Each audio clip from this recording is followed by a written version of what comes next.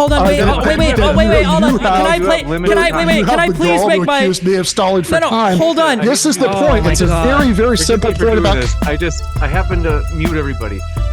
Hey, everybody. Tonight we're debating Israel versus Palestine, and we are starting right now with Ben's opening statement. Thanks for being with us, Dr. Ben Burgis. The floor is all yours.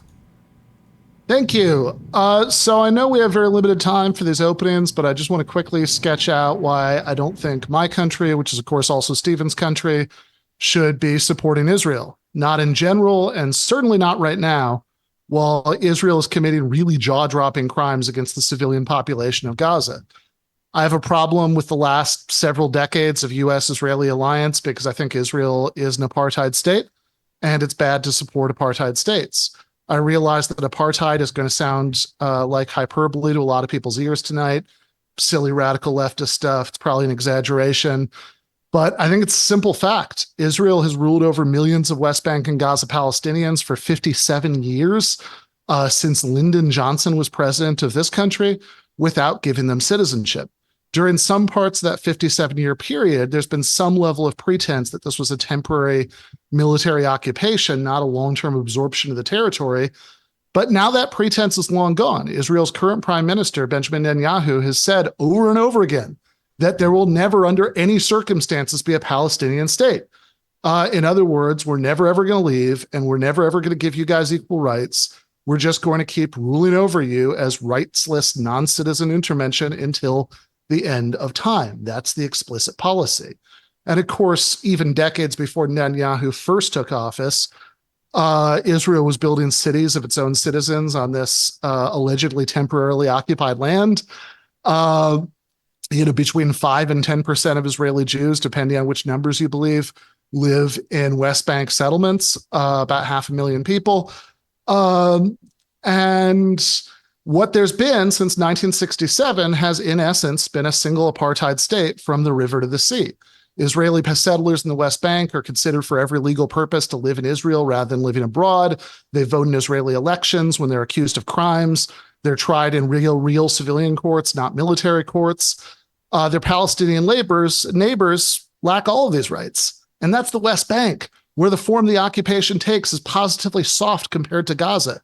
Nobody is dropping 2,000-pound bombs on tent cities full of terrified refugees in the West Bank. Ruling over a huge non-citizen population for decades inevitably leads to a dynamic of dehumanization, where the inevitable resistance, some of which, to be sure, takes forms I find morally indefensible, is met with increasingly brutal forms of collective punishment of the entire population. So after the most extreme right-wing government in Israel's history took office a couple of years ago, 2023 was the worst year on record for settler pogroms against the non-citizen population in the West Bank. And at the same time, the US and Israel were pushing a strategy of regional normalization at the expense of the Palestinians, which would have taken away the last card Palestinians still had in their hands, which was the nominal solidarity of surrounding Arab states. And unsurprisingly, as the pogroms against West Bank Palestinians were happening and these diplomatic moves were playing out, eventually the more militant of the two main Palestinian factions responded with some atrocities of their own on October 7th.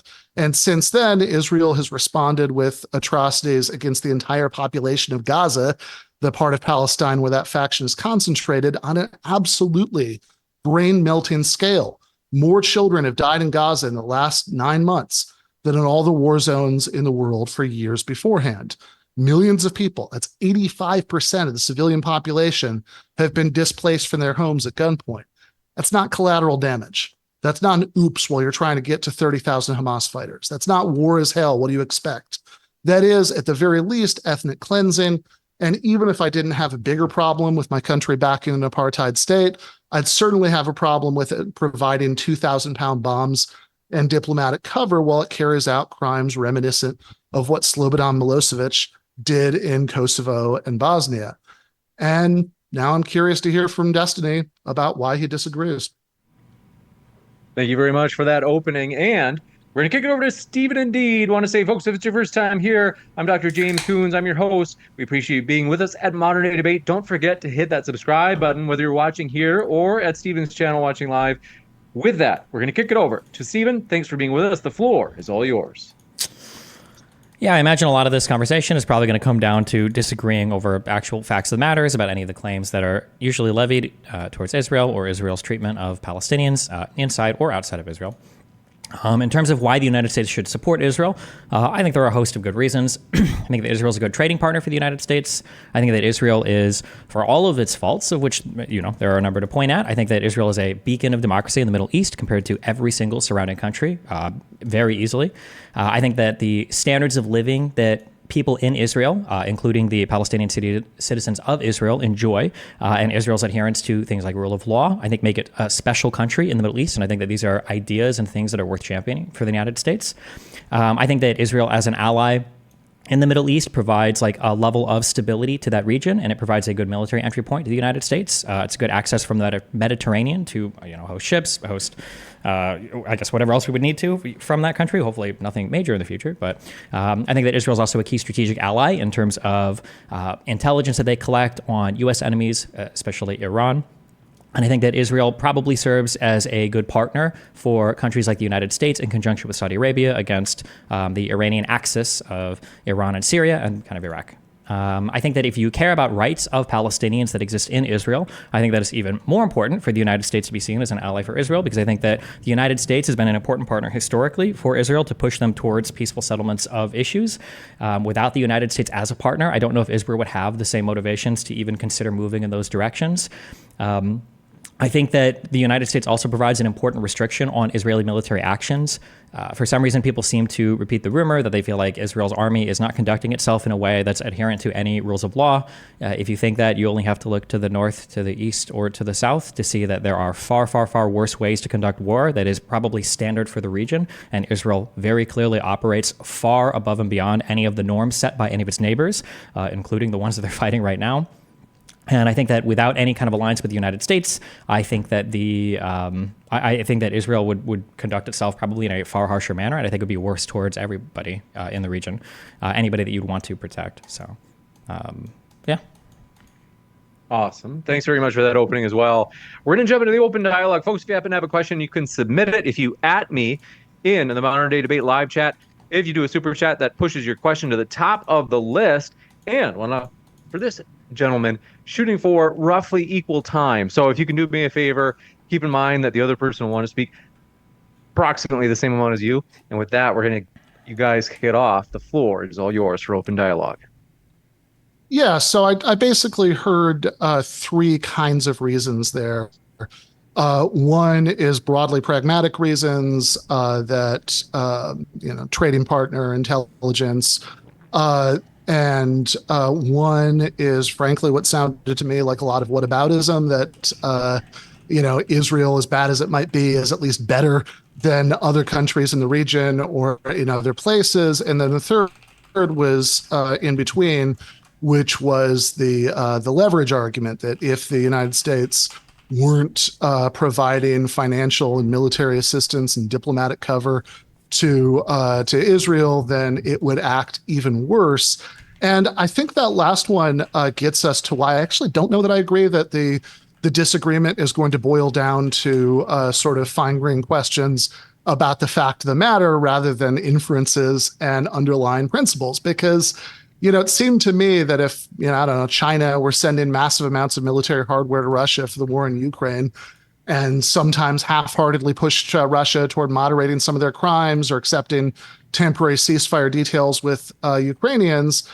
As a Chinese dissident, I don't think you would say that, yep, they should keep sending Russia giant bombs to drop on Ukrainian cities because they lose leverage with Russia if they didn't do that, right? And it also seems, next thing I'd say before throwing it back, that on that on that general topic, even on a pragmatic level, it seems very implausible that Israel would be as able to hold out for as long as it has away from withdrawing to its 1967 borders if it didn't have this colossus in its corner, providing it with military assistance, providing it with that UN Security Council. It does seem very plausible to me that that would that taking that away would make Israel less bold in what it does. But even if it doesn't, even if we can't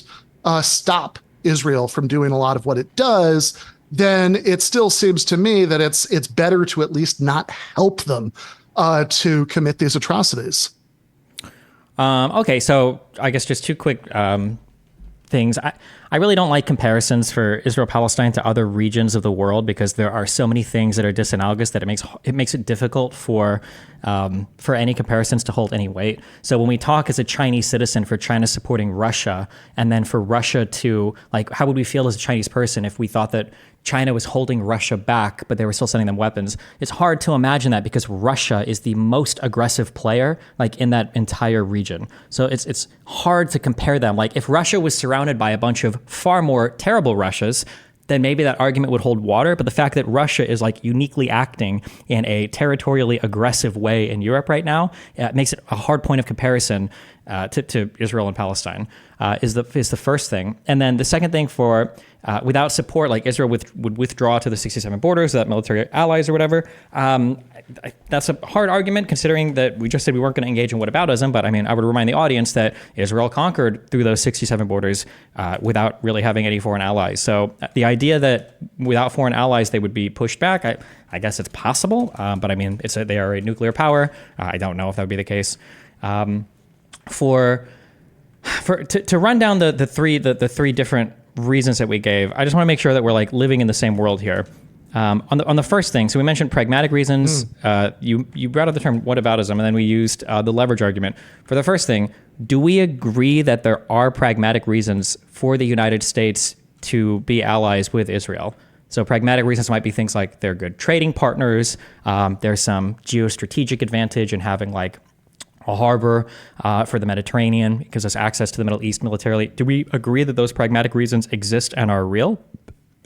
I think that there could be some pragmatic reasons like that are real, although I also think that the United States probably loses a lot from its deeply entrenched alliance with a country that outrages an awful lot of the world an awful lot of the time, particularly in the Middle East. But I'm honestly less interested in that one way or the other than I am in the general question of whether it's good to provide support to an apartheid state. And I know that you're going to disagree with that characterization, but I mean, I kind of laid out the case earlier. Yeah, we'll get there. For why the shoe fits. That B is engaged in absolutely massive destruction and displacement against its internal non-citizen population. I think that even if that turned out to be something that that had more pragmatic pluses or minuses from a pure national self-interest perspective, which I'm not actually sure that it does. But even if it did, that still seems like something that people of conscience should be against. Okay, so I'm just going to return to the first thing. Sure. For the pragmatic reasons. Do we then agree? Not like there could be, but there are pragmatic. I think we either have to agree here, or we can argue this particular point. Do we agree? For instance, do we trade with Israel? Do we get, like, military intelligence from Israel? Are these things that we factually agree on, or do we disagree here? Or I think that those are both true, but I also think continuing down that would be pretty unproductive because remember that what I just said is that while I'm not sure that the pluses outweigh the minuses overall, that's not actually, I think, the ultimate source of the disagreement, because if we went over all the pluses in excruciating detail and all the minuses pragmatically in excruciating detail, where we would still be left with at the end of all of that is, okay, if it's pragmatically good for the sake of argument, from the perspective of pure national self-interest, is this something that means that we should just sort of swallow all of the obvious moral objections to doing that, or do those objections still hold water? Sure. So Nazi Germany could have been a good trading partner for the United States. I'm not saying that just because we trade with them, it necessarily means that, well, now you have to accept my argument. You could accept, for sake of argument, that, yeah, there are pragmatic reasons to be allied with Israel, but there are other issues that we have with the country that far outweigh any pragmatic gain. And maybe even down the road, maybe those become unpragmatic because of how much those like moral crimes, I guess, weigh against us and our support for them in the region, et cetera. I'm just trying to make sure we're like in the same universe right now in terms of like what we agree on. Do we agree, for instance, that we do trade with Israel, that we export things to Israel and Israel buys them from us? Do we agree that there are like concrete military things that we get, like missile data or intelligence in Iran? Do we agree that these are things that we get from Israel? There are pragmatic reasons to be aligned with Israel. Do we agree? Just in that one arena? It doesn't mean that that's it. That's the whole argument. There's pragmatic reasons, so we have to do it. But do we just agree that these things exist? Again, I've got to say this is a really strange thing to press down on, because I didn't make the slightest objection to any of that earlier, and I think I explained why I don't think that would matter if the pluses outweigh the minuses, and I also think that we're not probably in a great position to figure out if the pluses outweigh the minuses. To me, that's much less clear than the calculus about justice. But sure, do those particular pluses exist? Yes. Okay. Yes, they do. To macro out a little bit, when I have conversations on this topic, there's a lot of whack-a-mole that goes on. There's a lot of hopping between a ton of different things, and it's hard for people to actually agree like on any actual substance of reality of like what has happened. I'm just trying to hammer down these points so that we have some foundation of agreement. We could agree. We could have an agreement on the next two questions that I have, which is about the three things you brought up. We could agree on all three of those things and still disagree on conclusions. I'm just trying to see that we're in the same world, descriptively, reality. That's all I'm trying to do right now. There's no setup for a gotcha. There's no like, well, since you agreed with this, you have to agree with this. It's merely just saying that we like have the same factual foundation. So we do agree that there are pragmatic reasons to be aligned with Israel. There might be other reasons why we shouldn't be, but we agree that those pragmatic reasons exist, right? Yes, I agree that we trade with Israel. I'm sure that there's military intelligence Gotcha. from Israel. I've never heard anybody deny either of those things. Okay, that's good. Okay. So, So the second point that you brought up, you called it whataboutism, but it has to do with Israel being better than other places. Do you disagree with the fact that Israel is generally better in almost every measurable way compared to basically every other country in the Middle East when it comes to freedom, equal rights, democratic representation of people, standards of living, LGBT stuff, whatever? Or do you disagree with that? Do you think that other countries in this region can make a stronger claim to those things when it comes to the rights that the people are afforded or the representation of those people? I don't think it matters. I think that the question, and this actually gets us back to, since I really do not want to get lost in this, right? This gets back to something you said a minute ago, where you said, "Oh, I don't really like comparing Israel to what's going on with Israel-Palestine to anything that's going on in other regions of the world, because of course there are lots of differences between regions." Like, yeah, of course there are going to be lots of differences between regions, but I think if you're thinking about general principles and you want to make sure that you're being consistent, you absolutely have to be willing to do those comparisons. So, to directly answer your question, look, I think if you're an Israeli citizen, I think that they are, you all do have more democratic rights than citizens, of various completely non-democratic Middle Eastern countries. I think that if you are a Palestinian living under Israeli occupation, in many ways you probably have less rights than a lot of people do in some of those countries. But I also think that if that's the thing that we're arguing about, we're not actually arguing about what matters, because it could be true that literally every single person in Israel has more rights than every single person in some list of countries, which you think are the only countries that we should bring up when we're thinking about Israel-Palestine because they're close to it. And it could nevertheless be true that the treatment of millions of Palestinians for the last 57 years does fall under any reasonable definition of apartheid, and that it is very, very bad, even in general, that we're aligned with this country. Never mind that we're aligned with this country right now at a time when it's carried out this systematic campaign of destruction of the conditions of normal life in Gaza, and it's displaced literally millions of people. Okay, I agree that these can all be problems that can supersede any of the agreements that we have here. Again, to reiterate, I'm just trying to make sure that we live in the same world with the same reality. That's the only reason I'm trying to iron out these ground questions so that we don't hop back to them later and that we can build on whatever arguments we both have from here.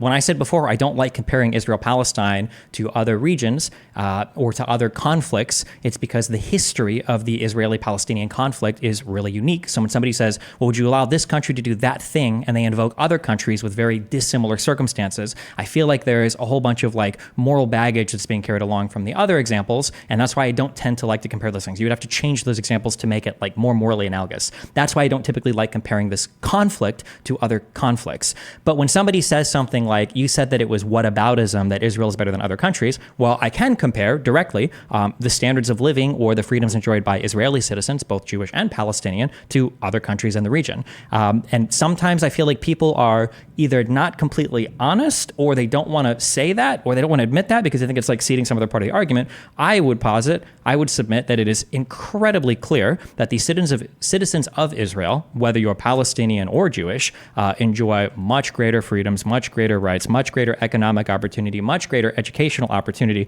basically in almost every single conceivable way, setting aside the people in the West Bank and the Gaza Strip at the moment, than any other Arab in any other surrounding country. I feel like that's almost impossible to contest, but it seems hard for people to give that. I'm just curious if you feel the same, or if you feel you can also say that well, sure, I guess it's true, but it's not really relevant to any of the arguments we're about to make. That's fine as well. But I'm just curious if you agree with that or disagree with that, or... Yeah. So again, if the question is about comparison, and it's really important that we sort of keep track of the boundaries you put on this comparison, because I think all the action is going to be on the other side of those boundaries. So if we're comparing, sure, standard of living, rights, freedoms of Israeli citizens, Jewish or Palestinian, to people in just the countries that you're willing to compare them to. To be clear, those are countries in the region, is what I'm saying. Well, hold on though, right? I do want to, because you said a bunch of things. I want to make sure none of them get lost, right? So because that is a much bigger disagreement that we're having here, whether only other countries in the Middle East get to be relevant, and I think that's a good way of not applying consistent standards to only take into account other countries in the Middle East. But yes, if we're only going to count other Middle Eastern countries, and we're only interested in Israeli citizens, then I think all of that is broadly true. I mean, this is, and I don't think that's a concession. I think that's just a separate point. Yeah, none of these are concessions, by the way. I'm just seeing if we agree on these points. That's it. Yeah.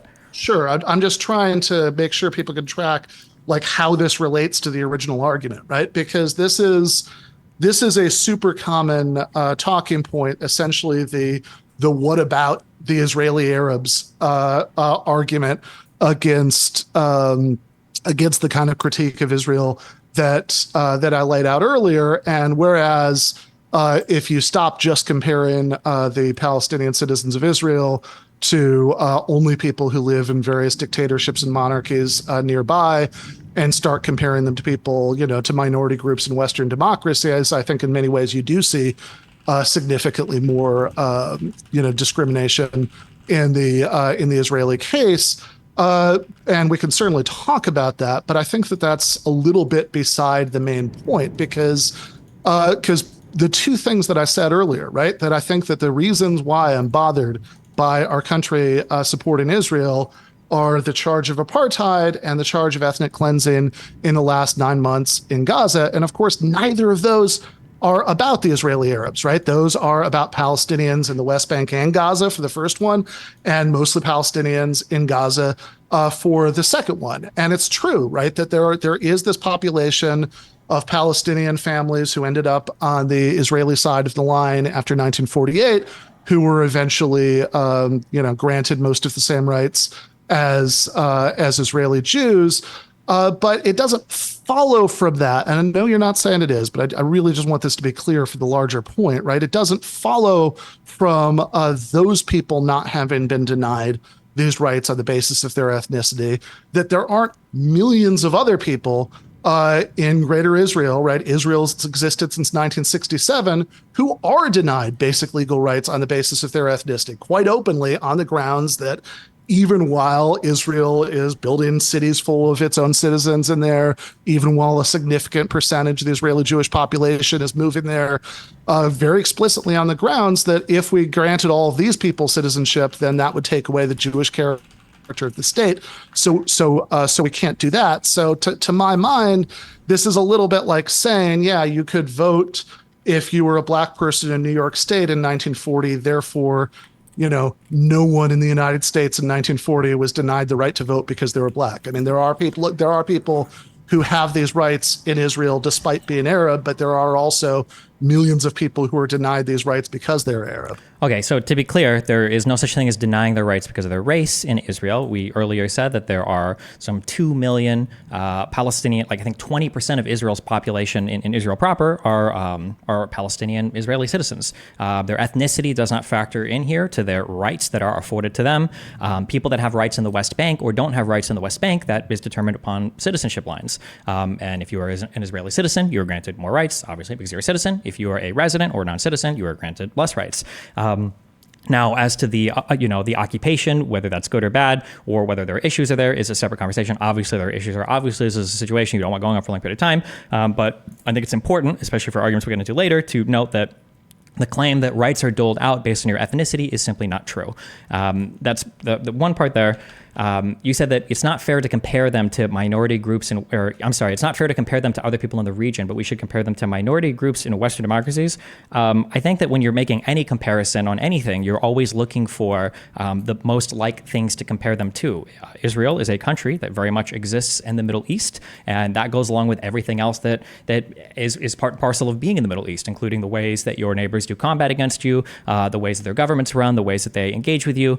The idea that we would compare Israel to standards that exist in Western democracies that aren't threatened by neighbors, that aren't under constant attack, that don't have to deal with the same issues that Israel deals with is a little bit naive, I think. It's an unfair projection of a Western projection of how we think a country should look to analyze Israel in that way. I think is a little silly. I can justify that later if we get into that.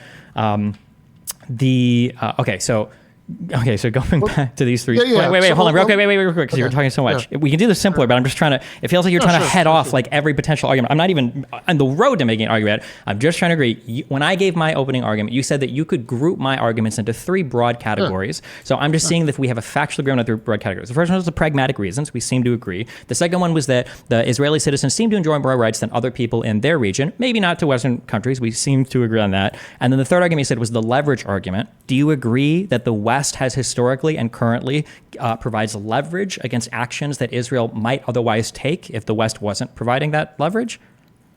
Okay, so I want to start out with the first 2 things you said, because I think they're really important. So one, you said that I was saying it wasn't fair to compare Israel to other states in the Middle East. That's not true. That's not what I said. I said that we shouldn't artificially restrict the comparison to other states in the Middle East. I think everywhere is fair grounds for comparison, although I think there's also some irony to saying that it's not reasonable to compare Israel to Western countries, because you should compare it to what it's most like, when of course Israel's self-conception and the conception of it that's pushed by its apologists in the West is very much that it should be thought of as the same sort of entity as normal Western democracies. But my view is that you should be willing to compare it to any other country. If you have this scale of how many, of what rights are denied to what people, for what reasons, how objectionable this is, I think just coming in ahead on that scale of various monarchies, military dictatorships, is not good enough to make it not troubling that the United States is supporting this country if it is troublingly worse than normal Western democracies in some of these respects, right? So that's one point. The other point that you said right at the beginning when you started speaking just now is that you said that, nobody is denied the right. Nobody is denied rights in Israel because, well, you use the word race. I think I said ethnicity, but whatever, because they're demographics, whether they're Jewish or they're part of some other group. And you used as evidence of that the fact that there are these 2 million Palestinian citizens of Israel who aren't denied that. But this is my point about how this is like saying that because Black people were allowed to vote in New York State in 1940, therefore it's not true that nobody in the United States in 1940 was denied the right to vote because they're Black. Like you say, oh, this is about citizenship, so it's not about ethnicity, it's about citizenship. But my point is precisely that even as the West Bank in particular, Gaza is more complicated, although I think actually much worse in some ways. But even as the West Bank in particular was more and more integrated into the state in lots of ways, that, again, 5 to 10% of the Israeli Jewish population lives there. This is treated for all sorts of purposes as being part of Israel. Nevertheless, millions of people there were not made citizens. And, Israeli politicians and Western Zionists typically are not shy about explaining the reason they could not have been made citizens, which is, oh, if we had made those people citizens, then there would have been too many people with the wrong ethnic group who were citizens of Israel, and we'd lose the Jewish character of the state. This is the argument that this is like, I have yet to meet the Zionist who's not 100% transparent about making that argument. So saying it's about citizenship, not ethnicity, I think kind of elides the issue that people are denied citizenship even as the land they lived in is for every other practical purpose absorbed into Israel precisely because of their ethnicity. On the three broad arguments you made for yes, real quickly, I know I've been talking for a while, I'll just say that on the pragmatic point, I don't know that we agree. I mean, my position was, yes, of course, if you say, does the U.S. trade with Israel? Does the U.S. get, military intelligence from Israel? Again, I've never heard anybody deny either of those two things. But if the question is overall, does the alliance between the U.S. and Israel, sort of do more good than harm for the U.S., I think that's much harder to know. Although, again, I'm much more interested in the questions of that alliance perpetuating fundamental injustices. And then finally, because you asked me a direct question on leverage, I think that, you can find individual instances, certainly, of the U.S. Using leverage to moderate Israeli behavior. There's the famous incident about Ronald Reagan during the war in Lebanon, for example. But overall, is Israel more emboldened than not by having the most powerful country in the world give it a blank check of assistance so that even questioning whether it's always going to provide that assistance is like a huge political third rail, and providing that sort of stable UN Security Council veto on its behalf? It does seem a bit implausible to me that having those things in place wouldn't make the Israelis bolder about picking fights with other people than they would if they did not have those things in their favor. Did they have the UN Security Council votes in their favor when they took all of the land in 67? Or did they have any security guarantees from the West when they took all the land in 67?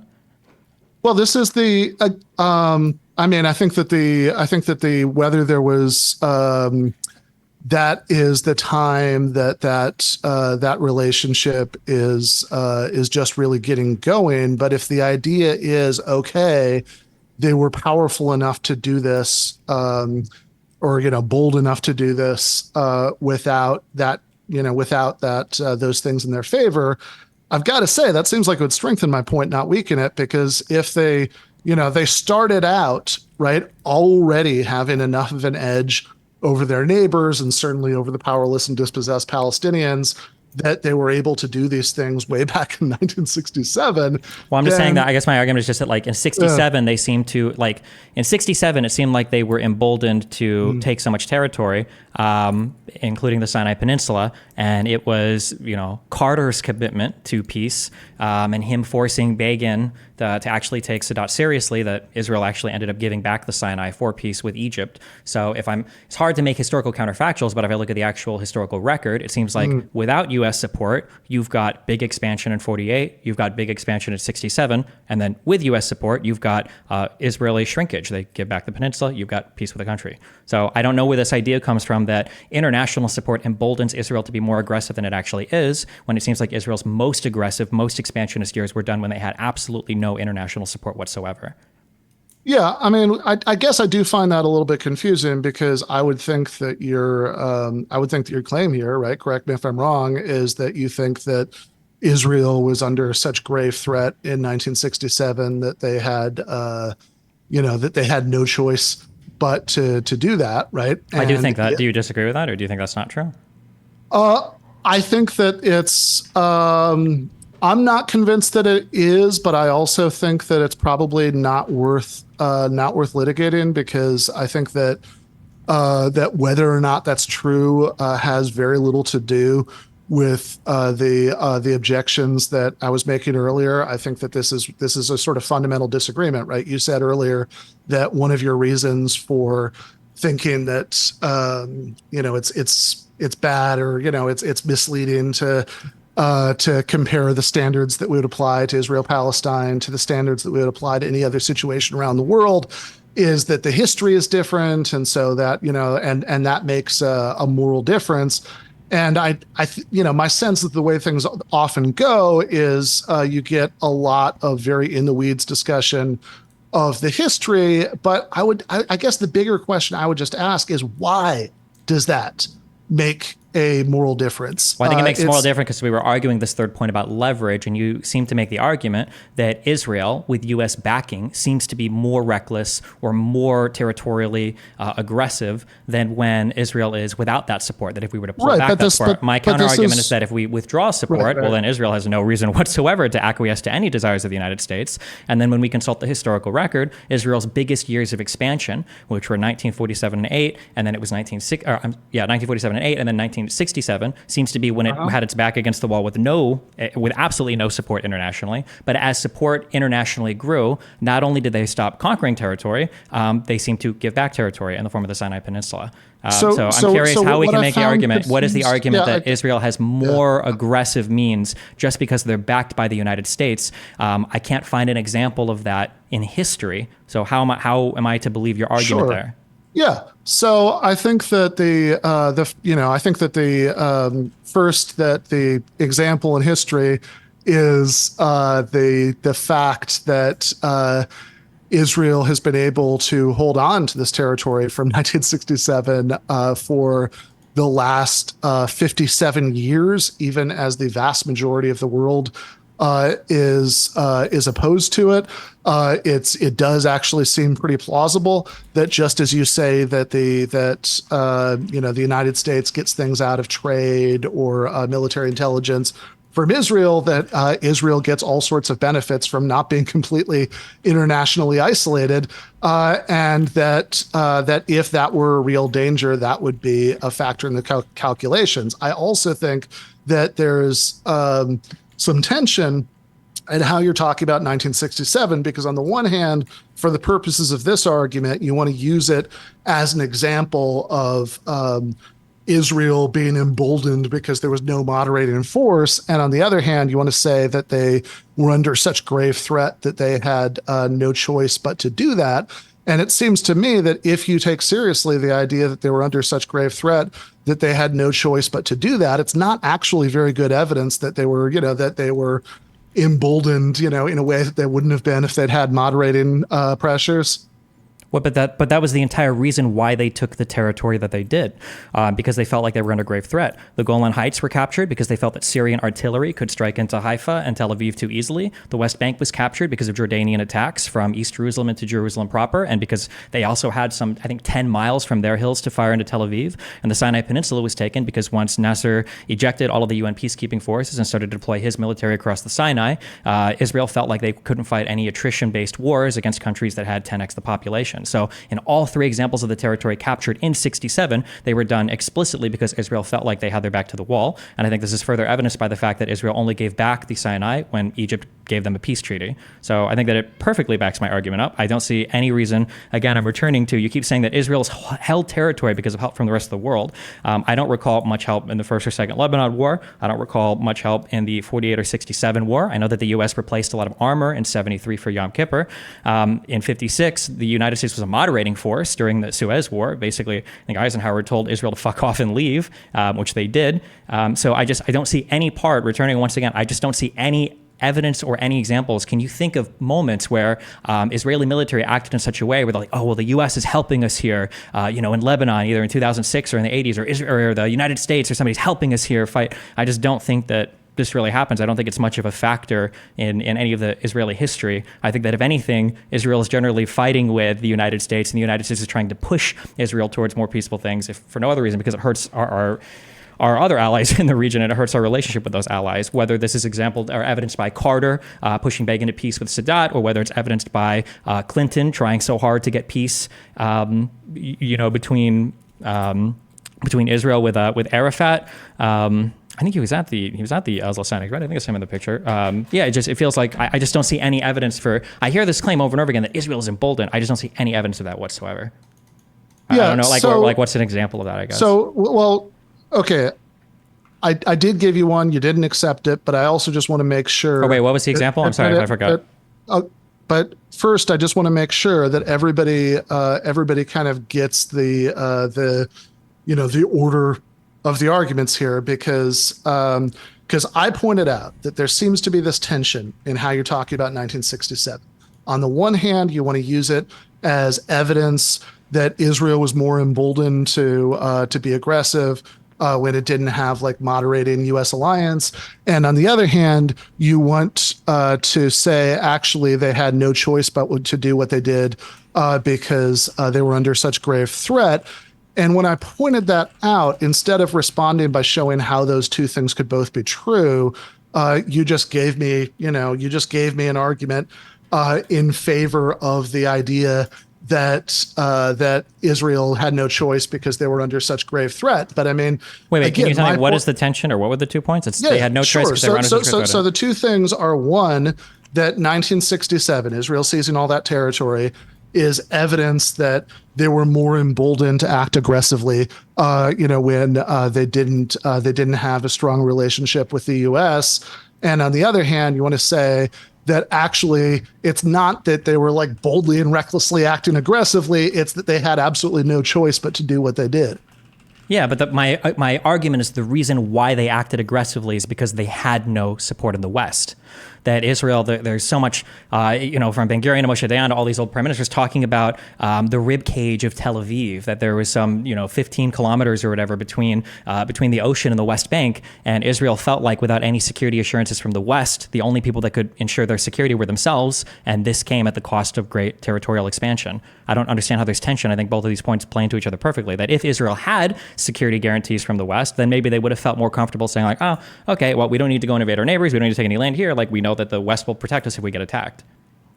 Okay, I mean, it seemed to me that it's not really an instance of Israel, being emboldened to be aggressive if it was something that was defensive and that they had to do. I'd also point out that, during, not just now, but the time you spoke before that, you brought up 1956, where it seemed like Eisenhower was in fact able to exert influence, without it being the case that the U.S. was sending regular shipments of bombs and money to Israel and exercising a routine Security Council veto on on its behalf. But yeah, but the whole reason why Israel listened to Eisenhower is because they wanted those security assurances. The whole reason that 56 war started is because Israel thought that they could get in good with Britain and France, who basically faked the reason to start that war. That's the whole reason why Israel was so eager to join. And Israel's going to listen to the United States because they hope for an alliance in the future. But again, the only reason there was a moderating force there, even if it wasn't because of current arms shipment, it was because of the hope of future arms shipments. That was the whole idea of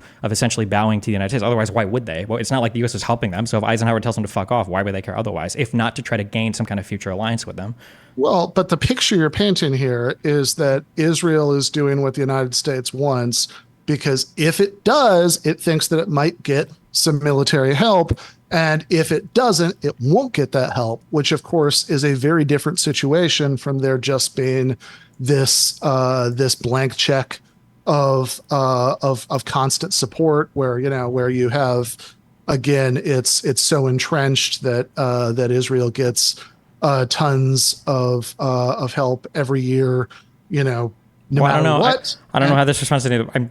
For 67, I think Sure. that Israel has no security assurances from the West. Therefore, they have to act more aggressively to guarantee their own security. Do you agree then that there's no tension between these 2 points, as you were saying before, or do you still believe there's tension between these 2 points? I think that it is a little odd to say that this, that Israel was willing to. I mean, I guess I'm not sure how worth splitting the hair finer this particular hair is, but I suppose it depends on what you mean by act aggressively.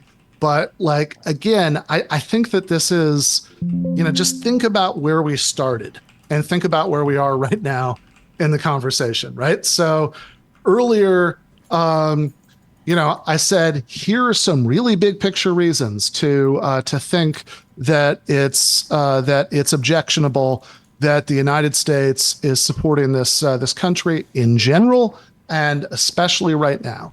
And then, one of your reasons to think that it's actually good in any case is that the United States can exert leverage.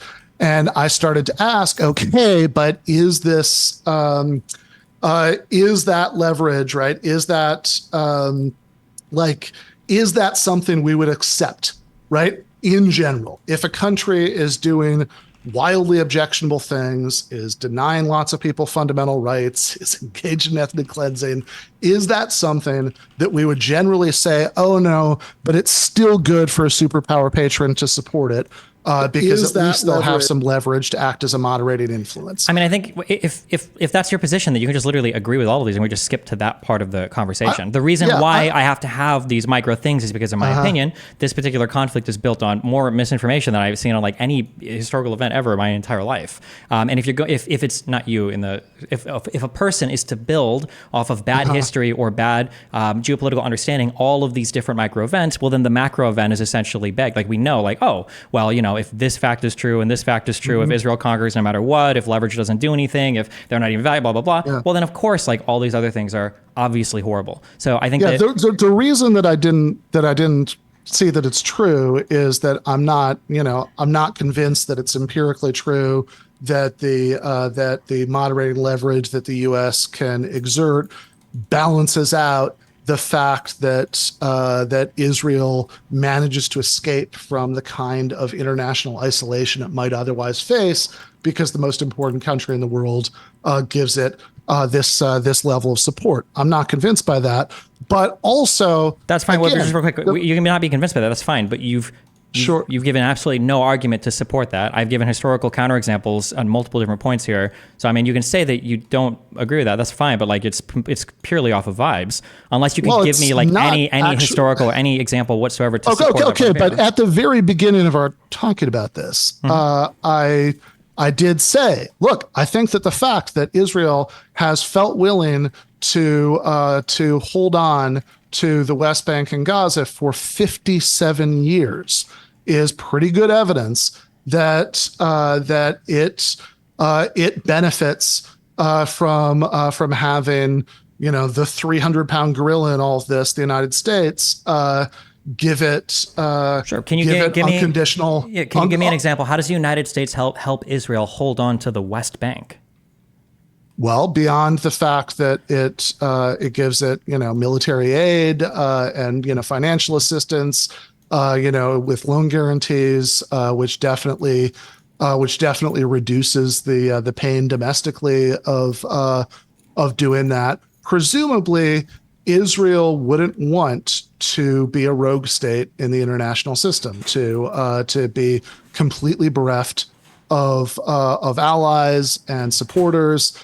And trading partners, perhaps. You mentioned that earlier.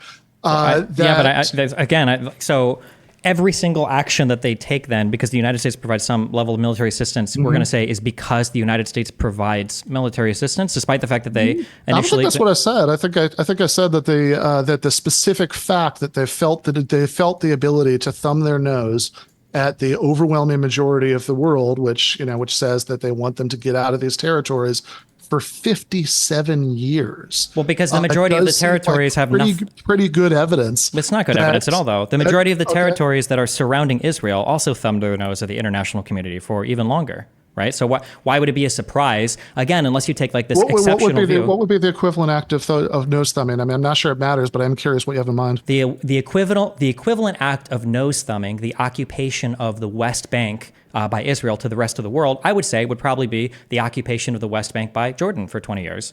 They didn't care. Okay, so that's even if it was the case that was an equivalent act of nose thumbing, right? That there was as much international opposition to that for those 20 years. Well, wait, what do you mean if there was? Was there not opposition to it? There was a General Assembly resolution, 181, that was voted on in 47 that the Arab states refused, and then there was a war that happened afterwards.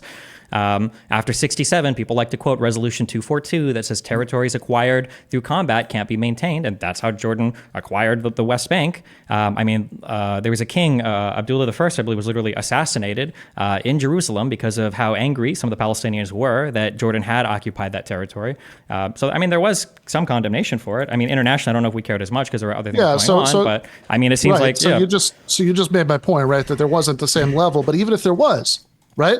I would say that 20 years is 37 years less long than 57 years. Also, of course, if we were going to see how it's relevant to this point, we would have to see is it the case that Jordan continued to enjoy good relations with Western countries it wanted to have good relationships with for those 20 years, because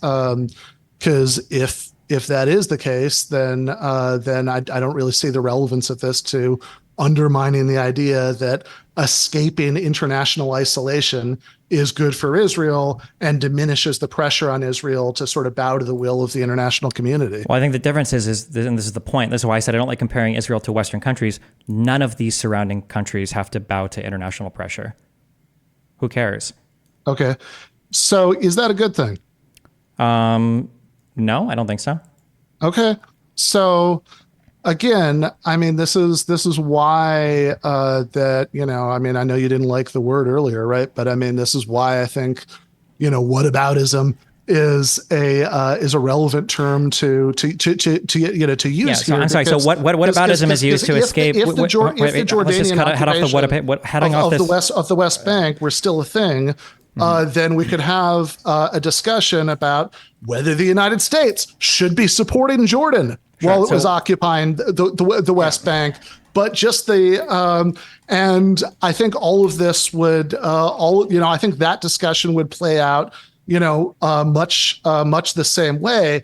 Whether, if you're like, is the claim that if there were more consequences for Jordan? Yes, that is the claim, yes. So the whataboutism doesn't work as an argument. Whataboutism is when you're trying to avoid responsibility by a particular party by bringing up some disanalogous thing in some other party and like appealing to hypocrisy or something when you're trying to hold a particular standard somewhere. It doesn't have to be. If I shoot and kill somebody, and somebody's like, wow, you just killed a person, and I'm like, wait, this person was pointing a gun at me saying they were going to kill me, and you're like, whataboutism. No, that's not that whataboutism. has That nothing doesn't to do count. with what I just said. When Israel is existing in a particular region where there are a whole bunch of actors that are essentially allowed to operate freely in particular ways, whether that means using chemical weapons against their populations, like it had meant for a while in Libya, like it means up in.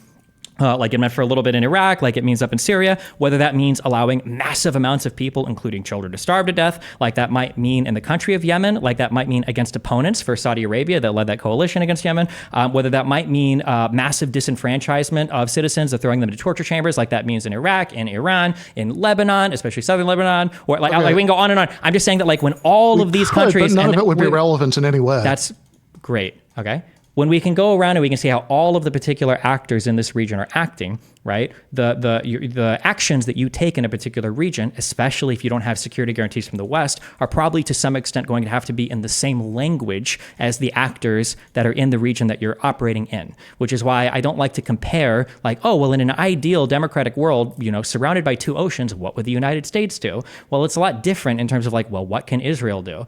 Because they have neighbors that are willing to play by an entirely different set of rules that the United Nations or the rest of the world doesn't hold them to account on. And I think that we have to evaluate that when we figure out like how Israel's going to act, returning us, I guess, to that point of like, why does Israel, if they feel threatened, why does that mean that they take more territory? Well, because holding territory is literally the only way that they can create a buffer between them and their most exposed areas and their feeling, because they don't have those security guarantees from the West, and because the entire region thumbs their nose at UN resolutions. That's the issue. Yeah. So again, you started out saying that, well, one thing that was wrong but not very important, which is that whataboutism has to involve bringing up disanalogous actions. It can actually involve bringing up perfectly analogous actions, and it's nevertheless whataboutism. If I shoot somebody and then you say, oh, but this other guy across town shot somebody and they got away with it, so therefore I should get away with it, right? That's exactly the kind of thing that whataboutism was coined to describe. Now, you said this isn't like that, because what it's like is you shot somebody but they had a gun pointed at you, but then you proceeded to invoke an awful lot of examples that don't involve a gun pointed at Israel. They involve terrible things being done to other people that don't threaten Israel in any way. In some cases, even by countries with some level of security cooperation, or certainly at least common allies. Okay, well then I mean, if we look then Israel, at the question is always, right, when people bring up crimes committed by other countries in whether in the region or otherwise. That crimes not committed against Israel, right, but crimes committed against other people in discussions of crimes committed by Israel, then the question is always, okay, are you saying, well, they get away with that, so therefore Israel shouldn't shouldn't worry about international law, shouldn't worry about this? I mean, I would say that, for example, one of your examples was the Saudi war in Yemen, which we don't have to get into this Saudi stuff. Well, okay, but it was one of your examples, right? And it's worth taking at least 10 seconds on this because I'll give you 10 seconds, just because I want to keep everything moving quick. Okay. Yeah. How are we doing on the overall time for this part, by the way? Let's see. I'd say maybe another 10 minutes, and so I can give you a really short.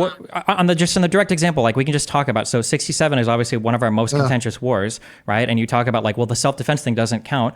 Do we agree? No, I didn't say that. I have this is, again, I don't think anything that would be true about 1967, 1973, 1956, Sinai.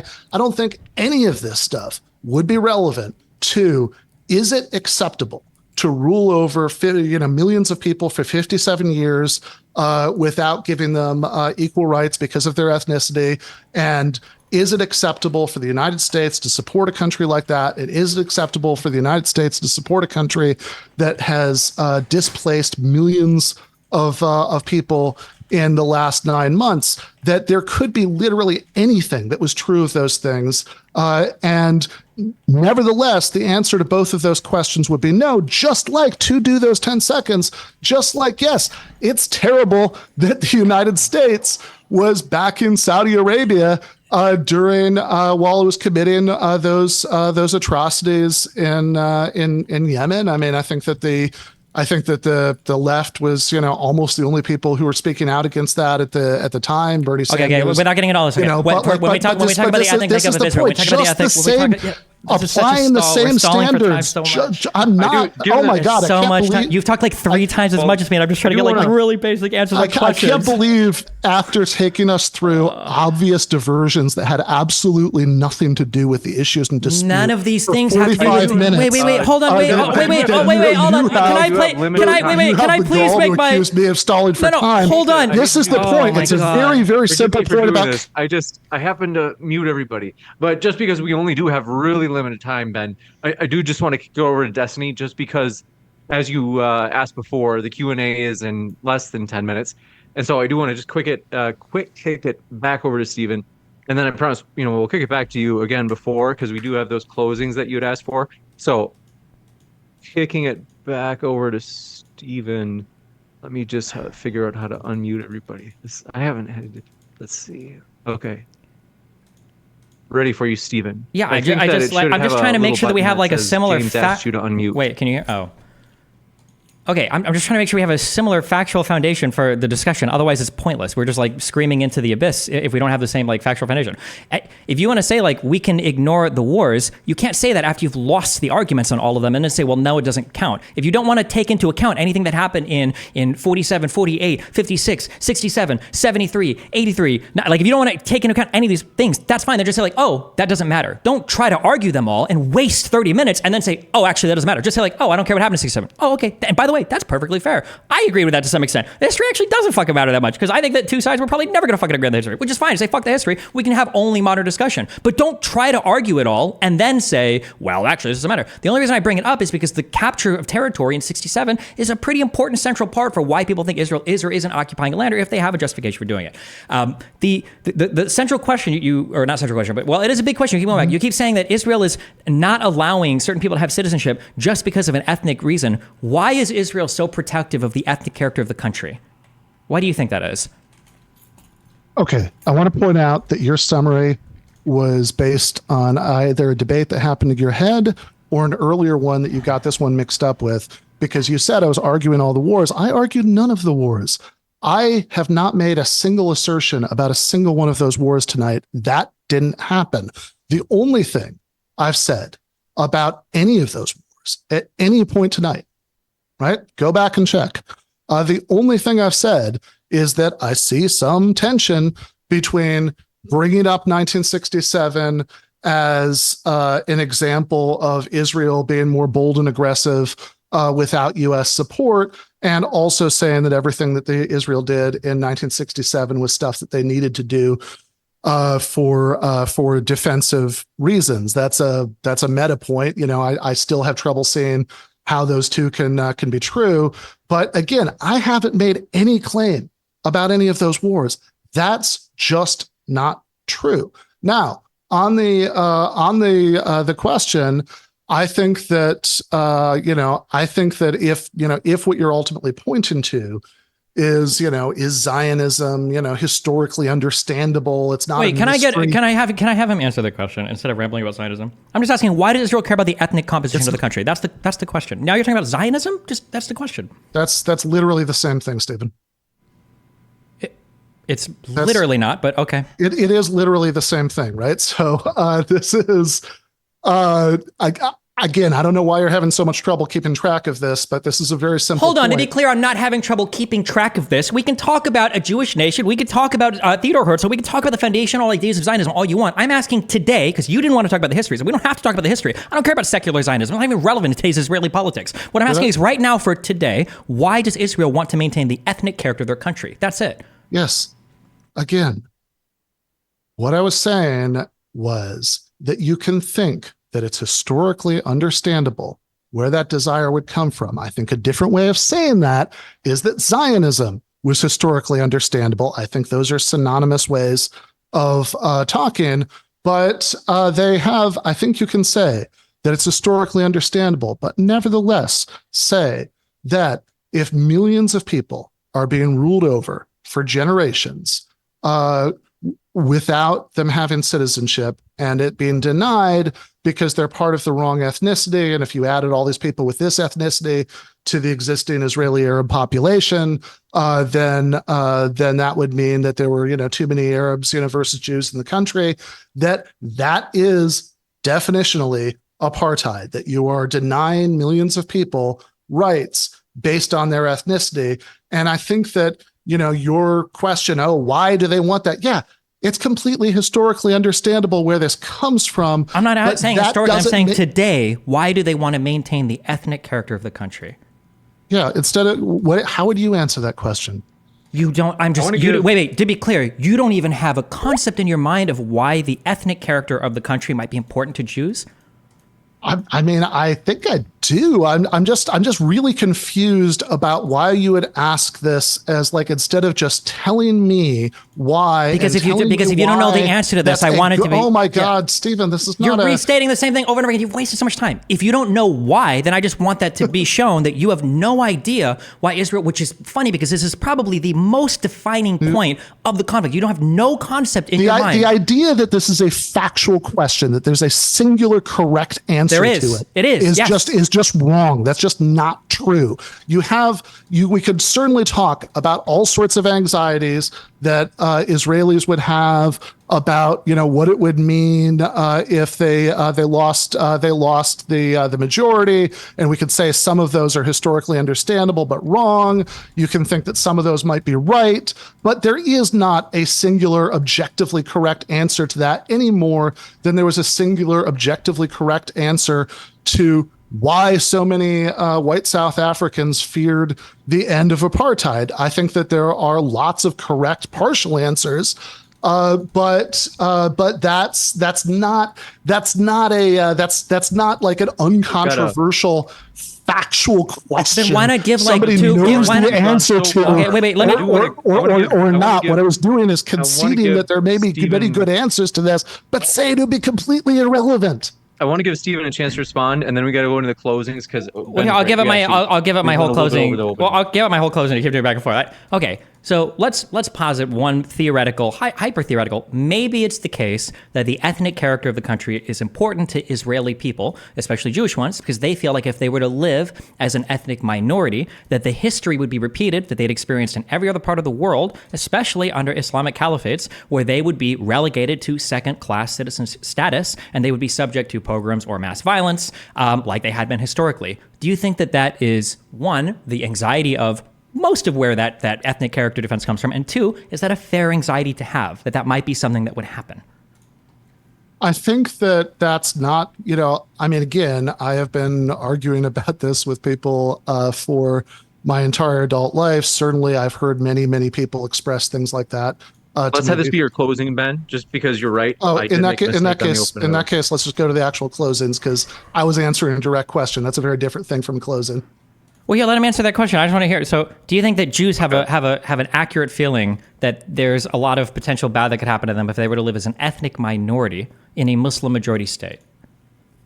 I think that that's something that lots of people think, but I actually think that overall the best bet for peace and security for everybody is multi-ethnic democracy, not having an exclusionary ethno-state. So yes, I agree that it's a widespread feeling, but no, I don't agree that actually this is what's best for people's safety and peace over time. Can you give and then just a final question, can you give a single example of any Arab majority or Muslim majority or Persian or Turkish state that has had that multi-ethnic democracy that hasn't resulted in the mass pogroming or expulsion of its Jewish population?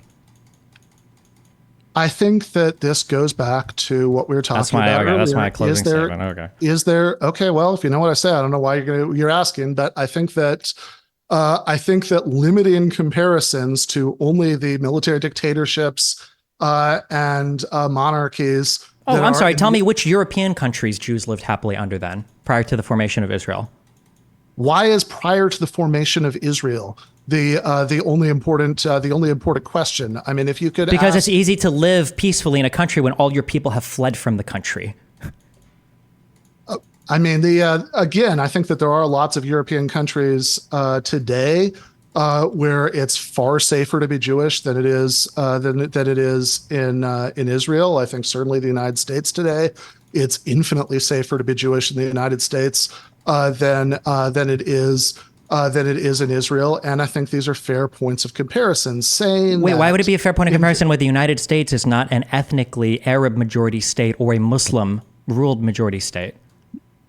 Well, again, I think that that if the question is, do you think that there's just something innate about like a Arab character that means I'm sorry, that stop, hold on. Nothing that I just said hold on, I'm sorry. If you can't give me a single example of an Arab majority state that had a successful Jewish population, then you are racist and you believe that Arabs are innately horrible like that. So I need one example from you, or else I need you to own that immediately, because I don't know why you would accuse me of some racial essentialism when I'm only appealing to modern countries and historical examples of countries. That weird pivot to like a racial essentialist thing, I don't think it has anything to do with race. If you want, we can dive into the whole history of every single different caliphate and of all the different Muslim countries, and I can give you reasons why I think that Jews don't work here in these particular populations. If the only thing you can conceive of is racial essentialism, then that must be your idea, unless you want to give me a competing explanation. So either give me one Muslim or Arab majority country where Jews live happily as a minority, or you need to accept that you are a racial essentialist, or you need to tell me all the reasons why it doesn't work in every single one of those particular countries. Go for it. I'll give you a chance to respond, Ben. Forgive me. It is true that I want to be fair to Ben. We have gone over the open dialogue time that was agreed on, and I know you guys have got busy schedules. So this has to be the last time that we can have an open dialogue question, and then we have to go to the Q&A. So I'll give you a chance to respond. Whoa, hold on. We never did the closings. We were going to do a half an hour of open discussion, and then we were going to do 5-minute closings. That's right. What I meant to say is then the closings, then Q&A. So go ahead, Ben, and then maybe if you have like maybe a minute and a half, if you're able to, and then we'll jump into those 5-minute closings. Sure. I think that if you have that if you say that the answer is no, my question is, what's the therefore? In other words, if the answer is you don't have happy existences for Jewish people living in dictatorships, theocracies, and monarchies, therefore, if a democratic state extended equal rights to all of its Arab population, then you wouldn't have a happy existence for Jewish people within the existing state. It does seem a little confusing why that would be true, if not for some sort of essentialist reason, because if rather than having theocracies, monarchies, you had a democratic republic, but that democratic republic was majority Arab, therefore it would be the same thing. I'm confused about what the non-essentialist reason for that would be. What is an example of an Arab or Muslim majority democratic country? This is something, if you're able to mention it in your closing, Stephen, and then we might have a chance during the Q&A if Ben wants to sneak in a response, just because I guess like promise. My closing is that like we didn't even really get to discuss anything.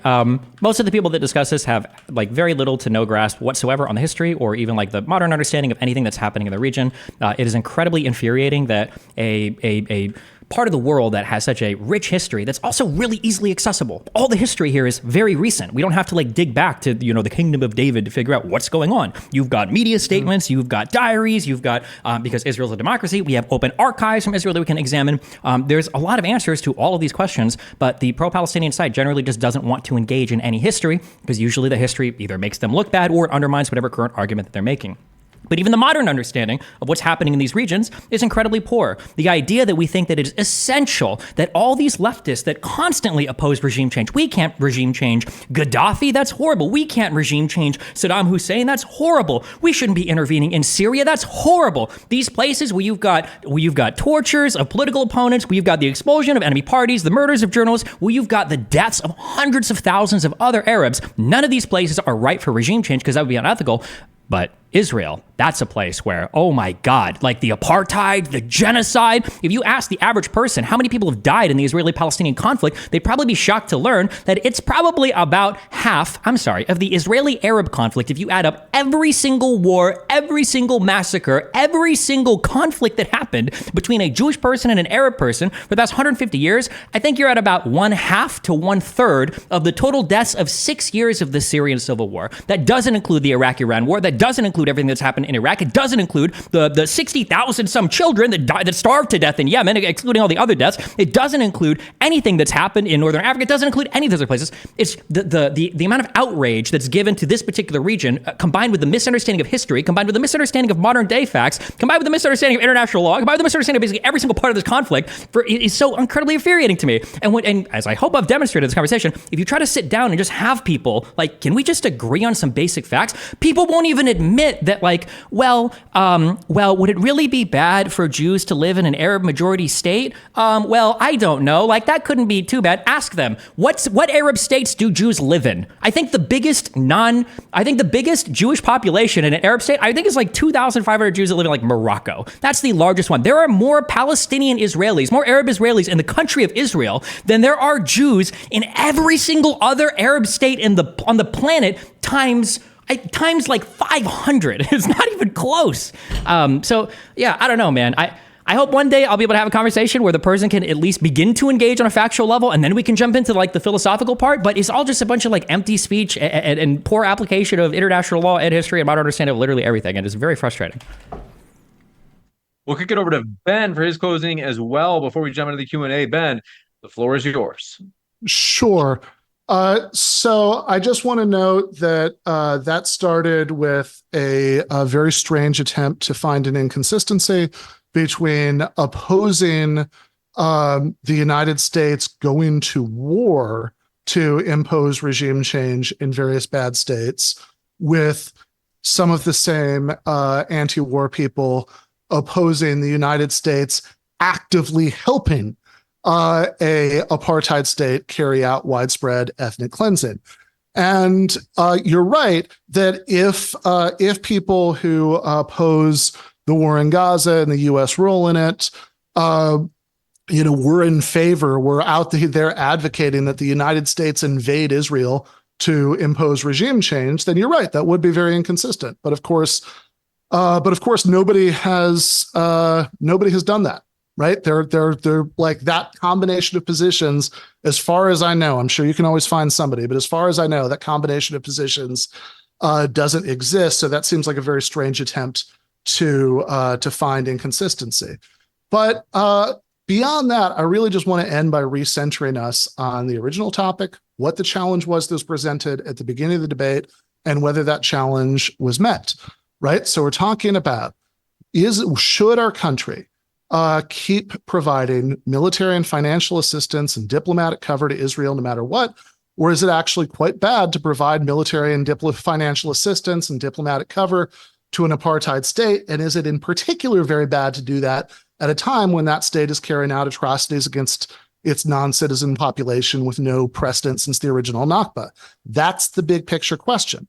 And so you should ask yourself, as immediately right when we started, Stephen redirected it to these completely off-topic questions and lingered in the details of those until we were done. But you should ask yourself, did you hear anything in all of that answered any of those challenges? Do you think Stephen gave us a convincing argument to absolve Israel on the charge of apartheid?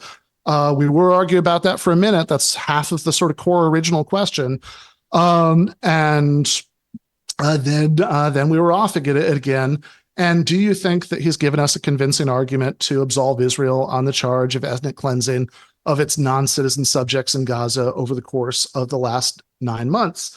And if you think the answer is no, that nothing that he's said, whatever else you think he's right about, that nothing that he's said has added up to a convincing argument to absolve Israel on either of those points, do you then agree that it's a bad thing, a shameful thing, for the United States to support an apartheid state that's engaged in large-scale atrocities against its internal non-citizen population?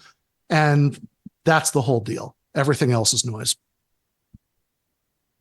You got it. Thank you very much for those closings. We're going to jump into the Q&A. I want to do a couple of quick housekeeping things. Folks, if you didn't know, all of the debates at Modern Day Debate end up on the Modern Day Debate podcast as well. That's available on Fine Podcasts everywhere, Spotify, Apple Podcasts, you name it. Find Modern Day Debate there. Listen to us on the go. And you can find our links or our guest links in the description box of both the Modern Day Debate YouTube video as well as the podcast. So check out our guest links, learn more about their views, check out their channels. As even if you disagree, there's a lot of value in hearing it straight from the horse's mouth. With that, thanks very much for your first question coming in from Isa Kabir. Says, my question is, what is the single best argument in just a few sentences that each would give for their own position? So just your very best argument, the strongest, in just a few sentences.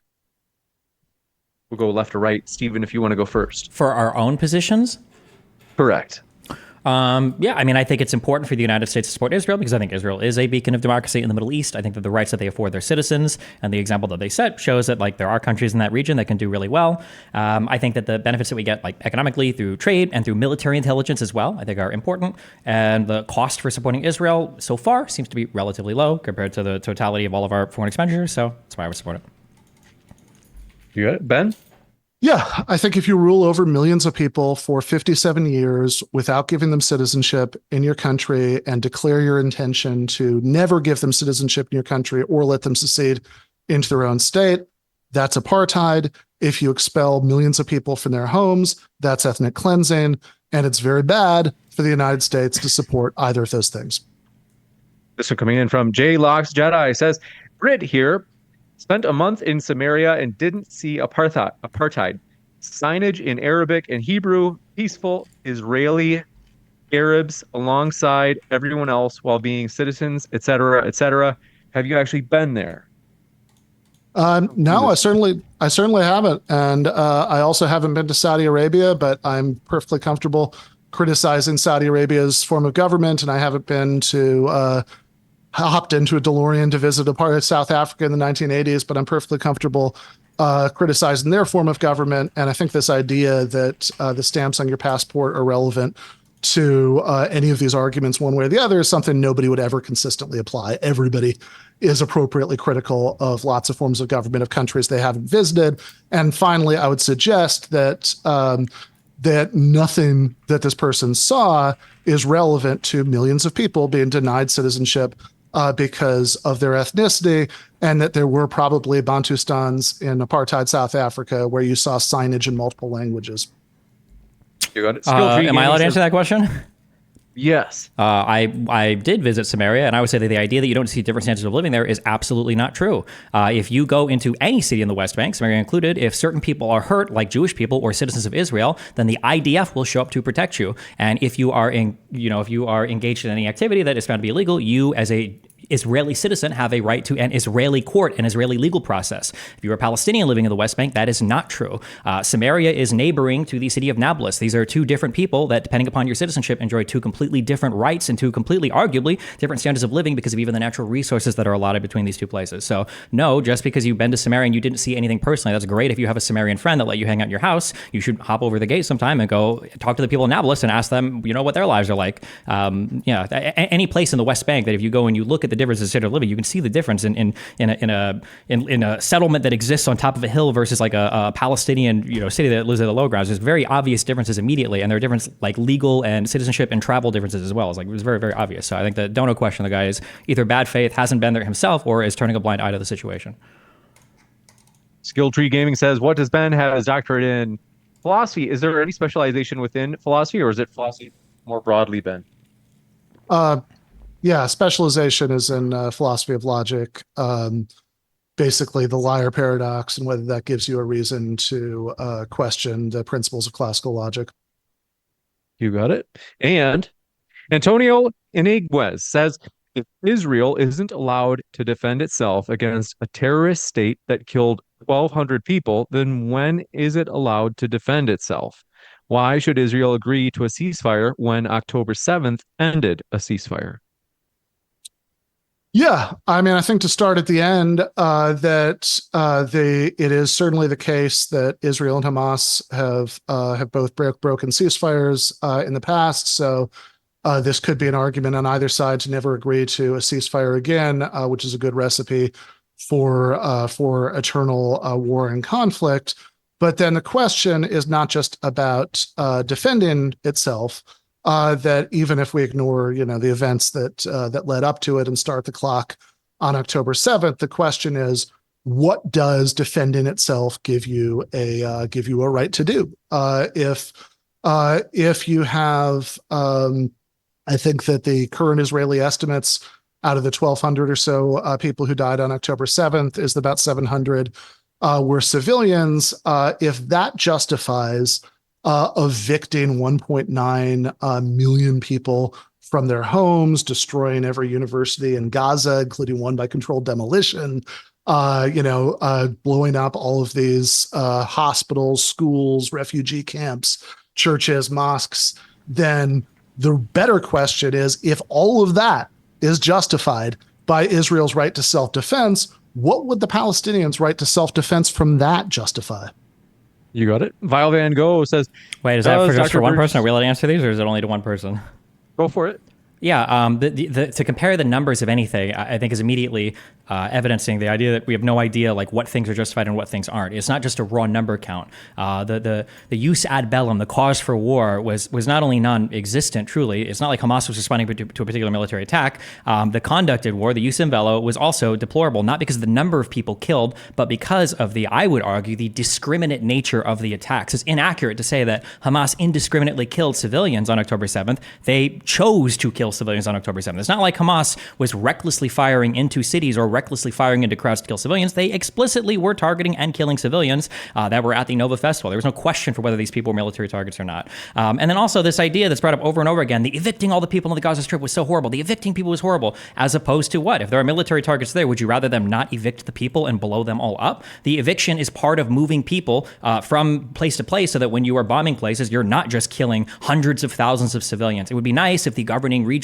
or the governing body in Gaza, Hamas, was actually also interested in having humanitarian shelters, humanitarian corridors, bomb shelters, or anything built for the civilians, which is an obligation under the Geneva Conventions. It is part of international customary law, and it is an obligation placed on anybody that is administering the region. It would be nice if they did any of those things, but they don't. On the contrary, they store ammunition in mosques, they fire rockets from schools, and they move amongst their civilian population in plain clothes in an attempt to draw as many civilian casualties as possible. To just look at the numbers on both sides for this conflict is ridiculous. Let's see. What I'm going to do is, for these next ones, just because we want to speed through this and we only have 30 minutes allotted to the Q&A, if you guys are able to in 60 seconds, I know that puts a lot of pressure on you guys because these are like super heavy questions, but Dee, thanks for your question, says, why did you once state Israel would have to genocide the Palestinians, and why do you, let's see, and they say, we want to know an answer. Yeah, this is a comment I made, I think, like a month before the October 7th conflict happened. I basically said that, like, it seems like the only end to this is going to be one side killing the other because it seems like there was no other resolution because there was no peace process to be had. I don't think that either side should genocide the other side.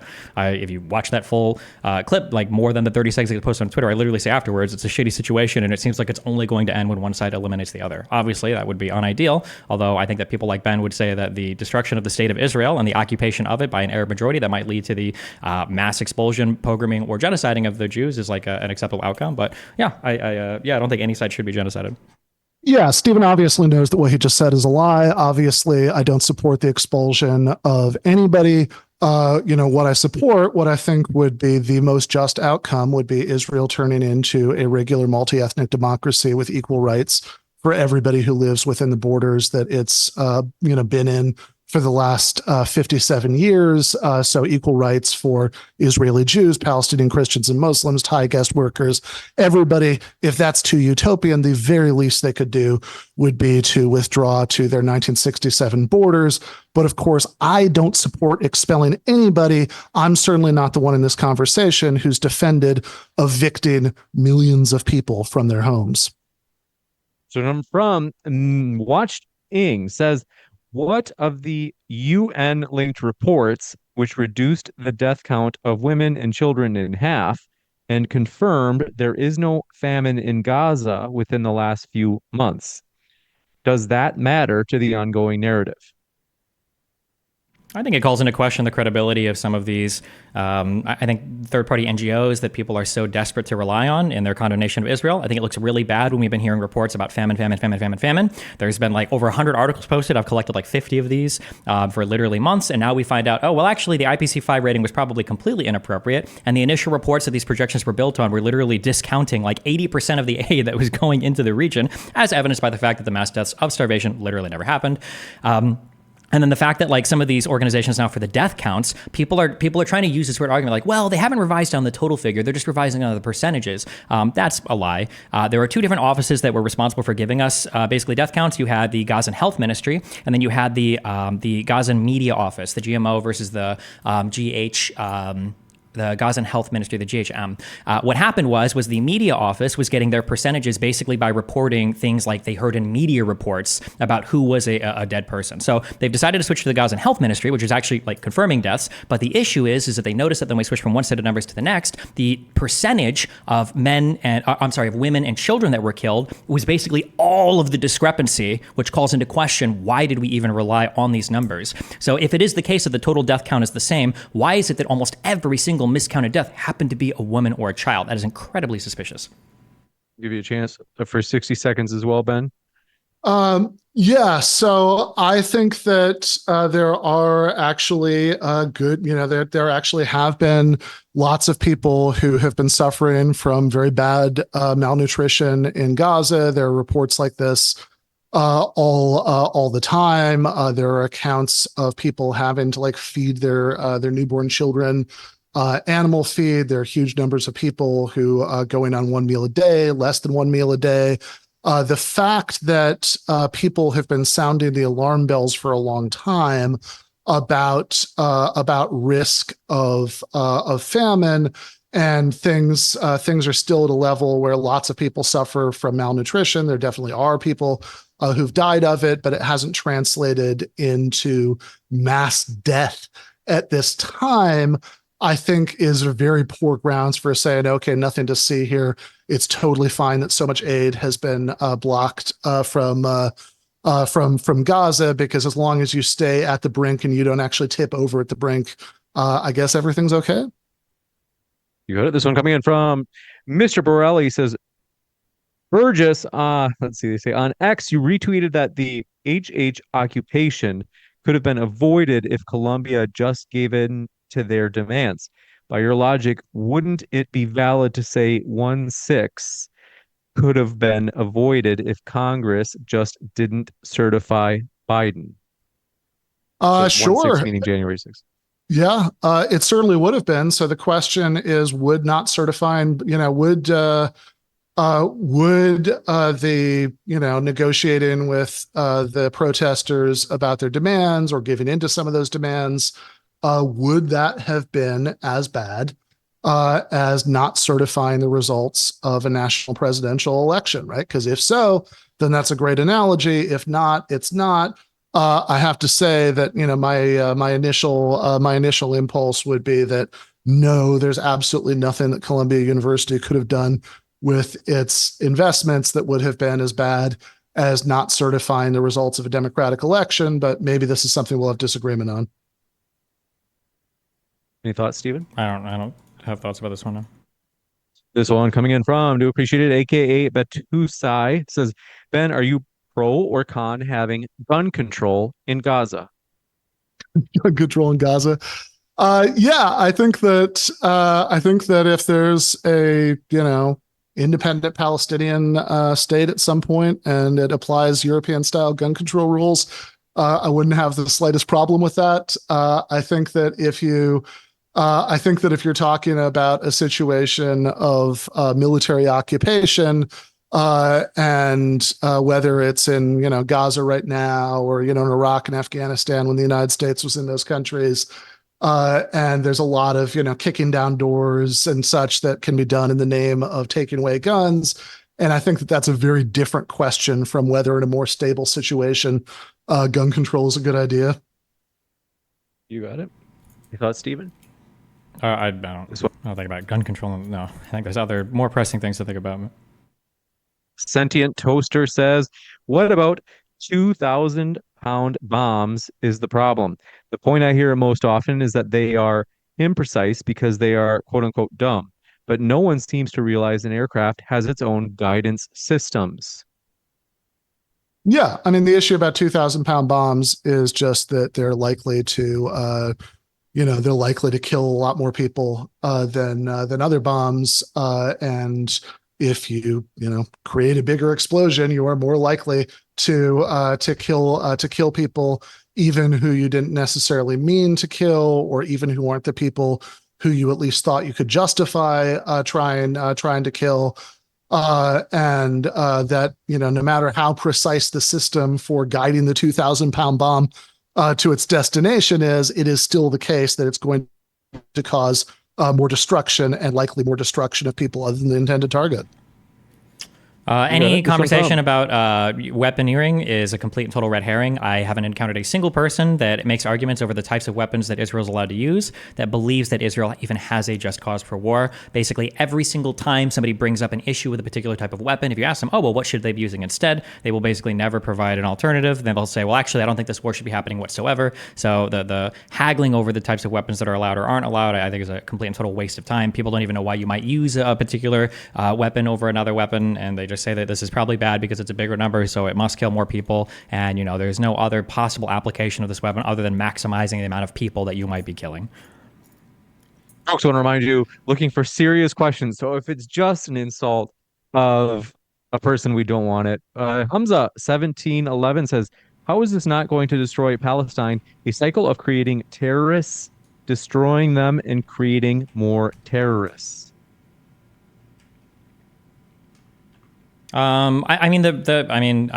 Not to trigger anybody, but to look at the historical record.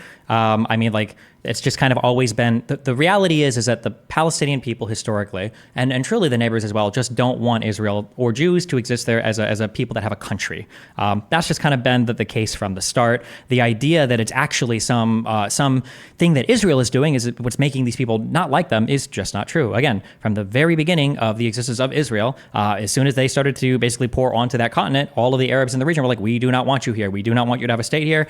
We do not want you here. Please fucking leave. Nasser said, to the trade unionists, this is going to be a war of annihilation. If it comes to this, we will destroy every single, all of Israel. Again, anything else is just I think it's just a red herring. This has always been the intention from the start. The idea that, well, we can't engage in some war because it'll radicalize the people there, that's a thing that only a Western person could say. The idea that you would posit this to an Arab, like, oh, wow, do you guys hate Israel because of something? They'd say, no, we don't ever want this country here. We've never wanted this country here. If you ask an Israeli, do you think that if you guys just stopped this, that the surrounding Arabs would all love you? They would also love to say, no, they've hated us since we've been here for the past 100 years and when we've existed in their kingdoms before that. So, no, I think it's, obviously you should be mindful of how you could radicalize people, or your conduct might lead to further problems down the road. These are things you should obviously be concerned about. But the idea, this fantastically delusional, white Western mind of oh, well, if we just turn this one thing off, everybody, will get in their Sunday suits and go and vote for democracy and respect the equal rights of everybody it's just kind of like a Western delusion, a projection of our modern system, onto other countries that might not necessarily have people that share those same values at this particular point in time.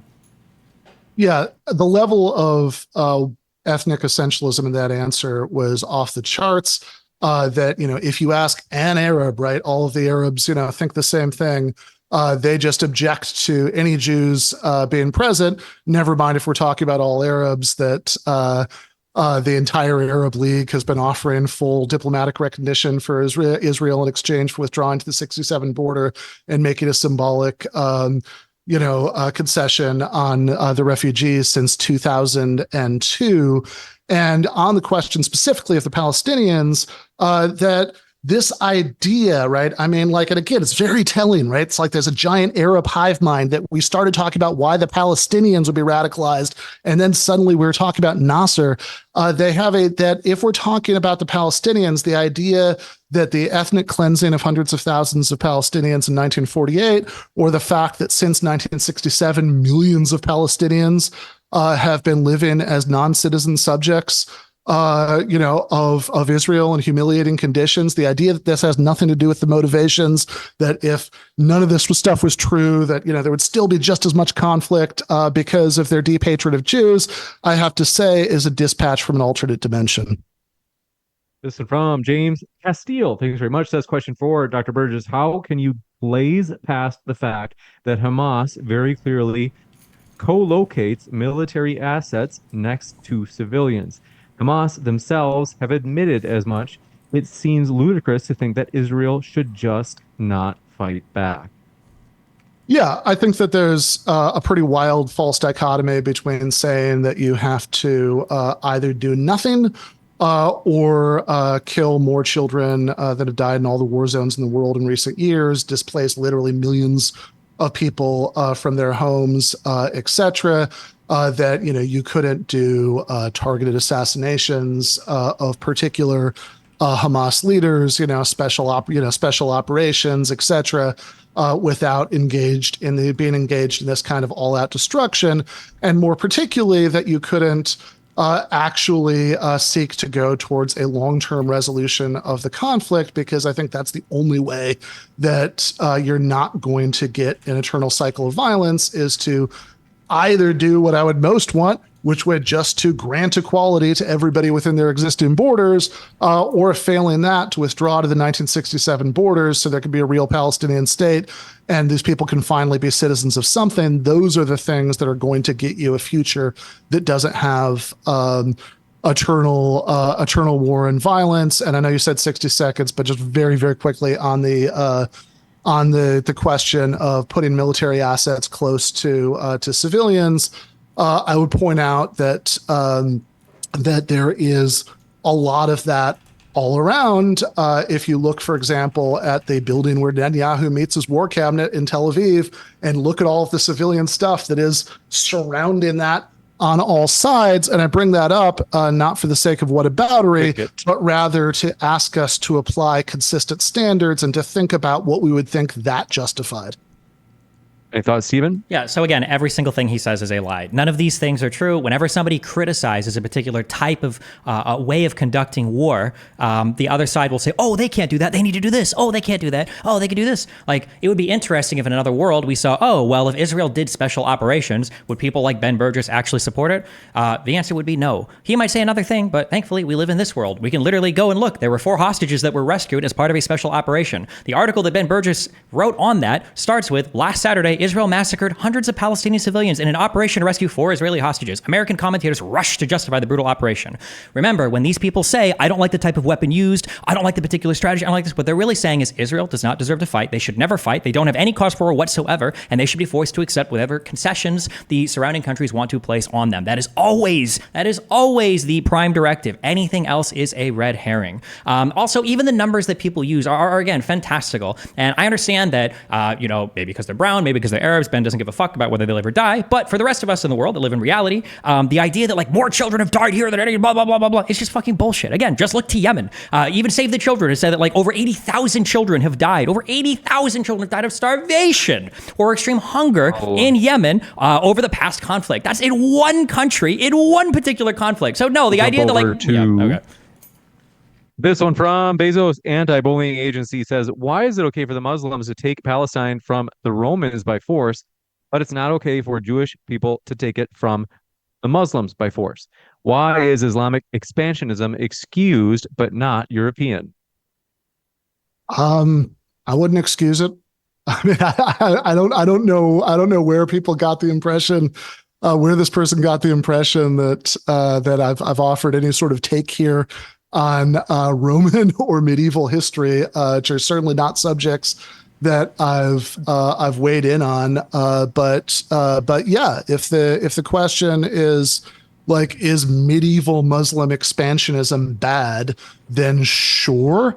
And if we could go back in time and have the United States provide military and diplomatic and financial assistance to that, I would be against that too, obviously. You got it. This one coming in from. Or Can I do Stephen it? there. Yeah. Oh, yeah. Just as a quick thing. It is again. I'm just going to keep pointing this out. It's always the red herrings.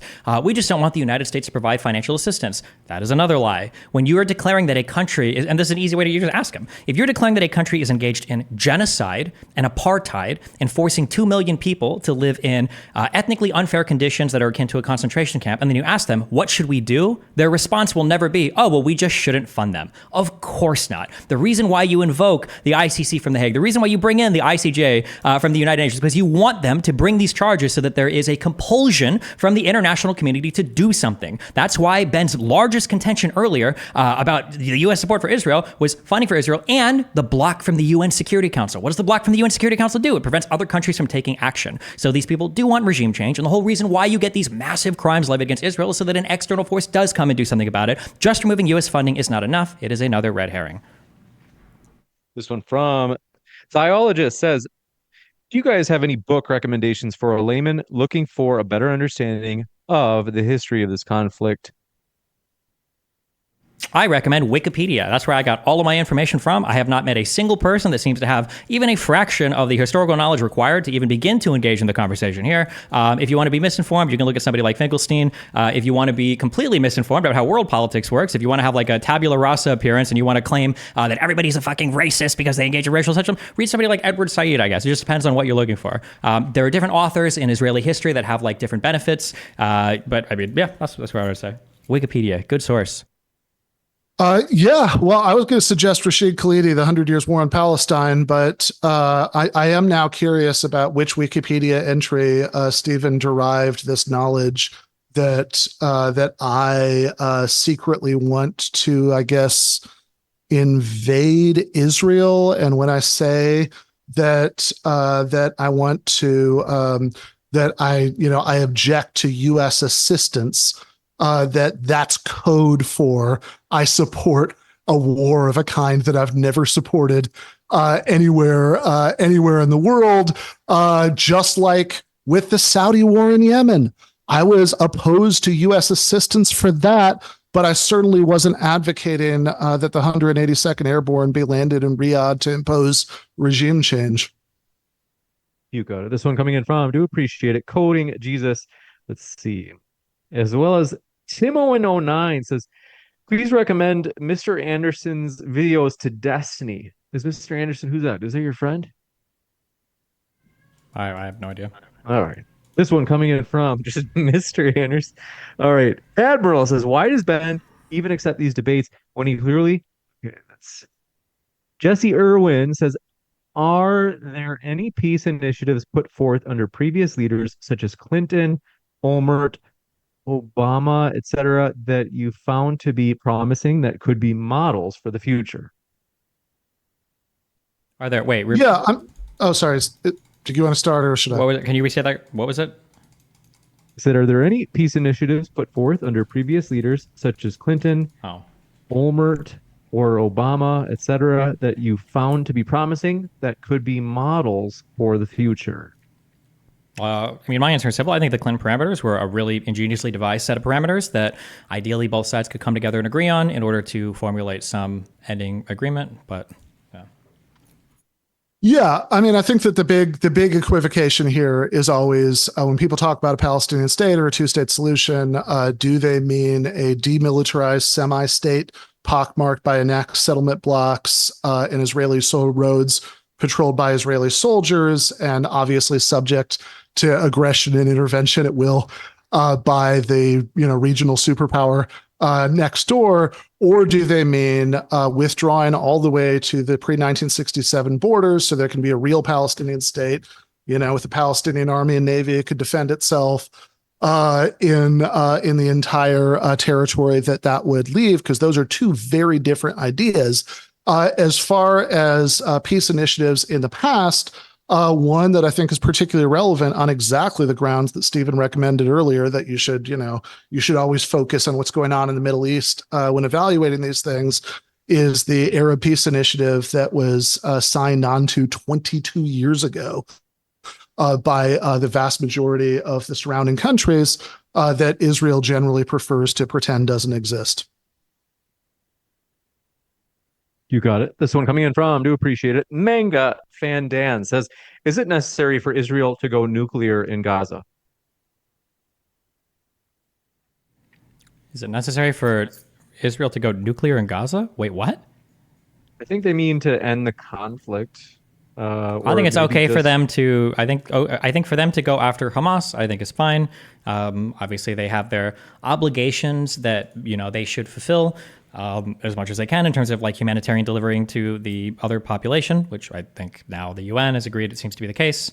So yeah, I think they have that cause for. I will also say this Arab peace resolution keeps getting brought up over and over and over and over again. If you've actually gone through any of the Arab peace resolution, that peace resolution will probably never be included in any serious ending agreement, because I'm pretty sure that the Arab Peace Initiative specifically refers to Resolution 194, which basically calls for the resettlement of all Arab refugees back to the country of Israel. I don't believe that there has ever been a Palestinian leader. It surely wasn't Arafat. It's not been Mahmoud Abbas.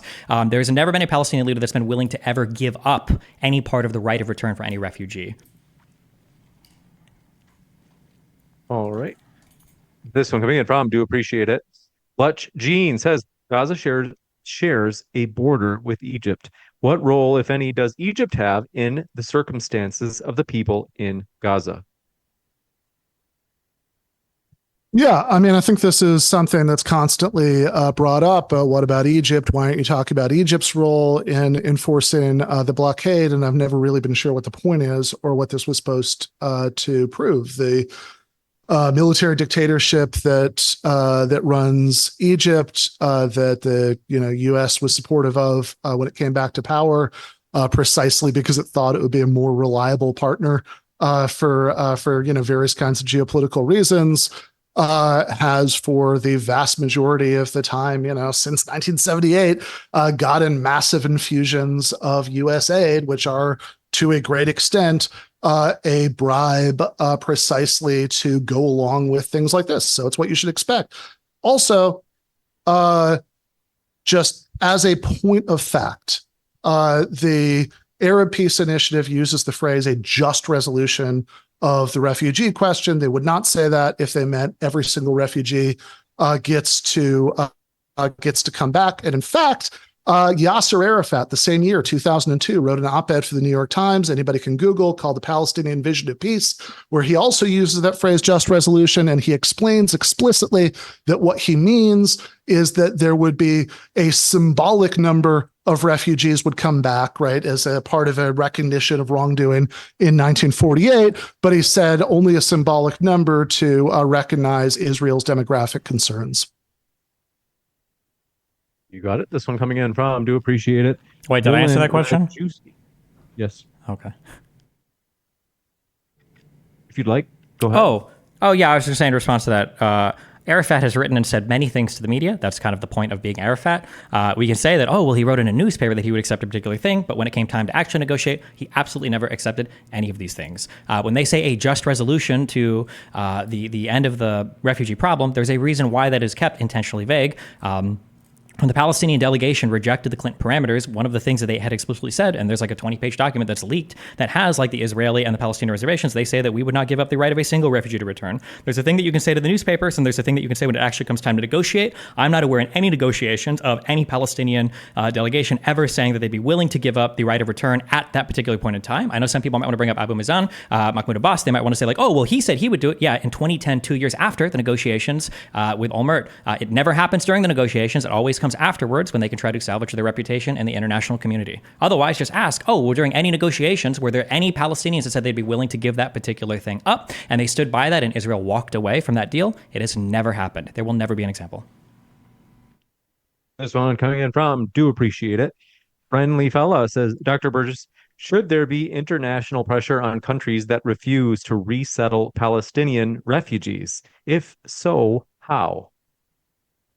I think that any Palestinian refugee who wants to resettle elsewhere should be allowed to do so. But at that point, we're just talking about something that's much bigger and more utopian, which would be something like universal free movement of people, right? People could just, move wherever they like, which is a much more ambitious ask than just saying that that refugees from ethnic cleansing, and their families should be allowed to return to the place where they were ethnically cleansed from, which I think is a much more plausible universal principle. And in fact, one that I think a lot of people would accept without a second thought in any other context, right? Which is why, as with the one state, two state issue, I think that the most just outcome would indeed be allowing every single refugee to return.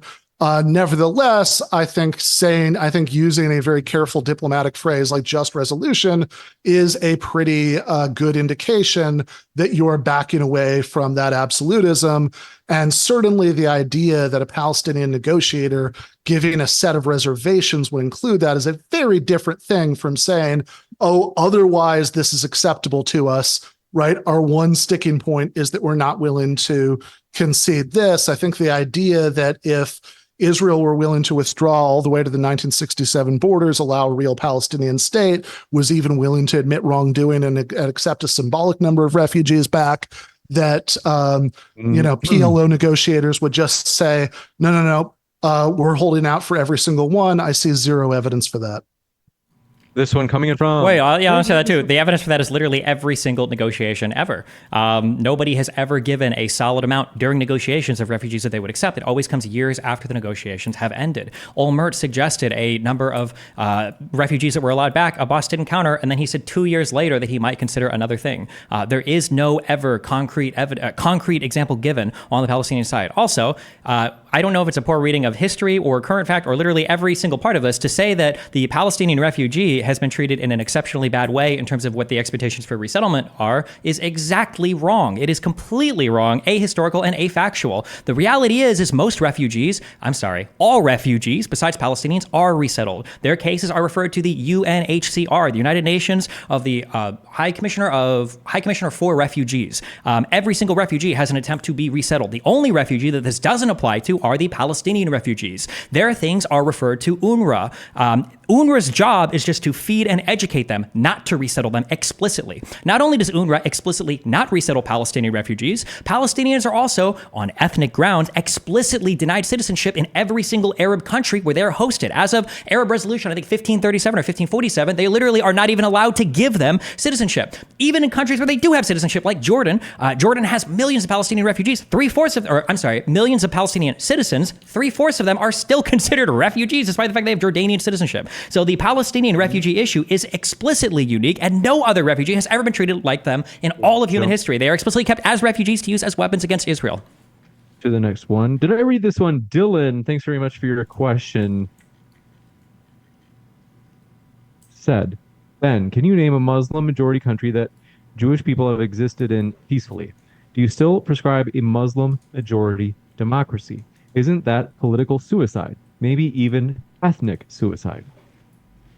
Yeah, again, I'm still waiting for the non-essentialist reason to think that the treatment of Jews in theocracies and dictatorships and monarchies is a good guide to how Jewish people would fare in a democratic republic that was, had somewhat of an Arab majority. Although actually, if you just gave everybody citizenship tomorrow, there would be approximately equal numbers of Arab and Jewish citizens.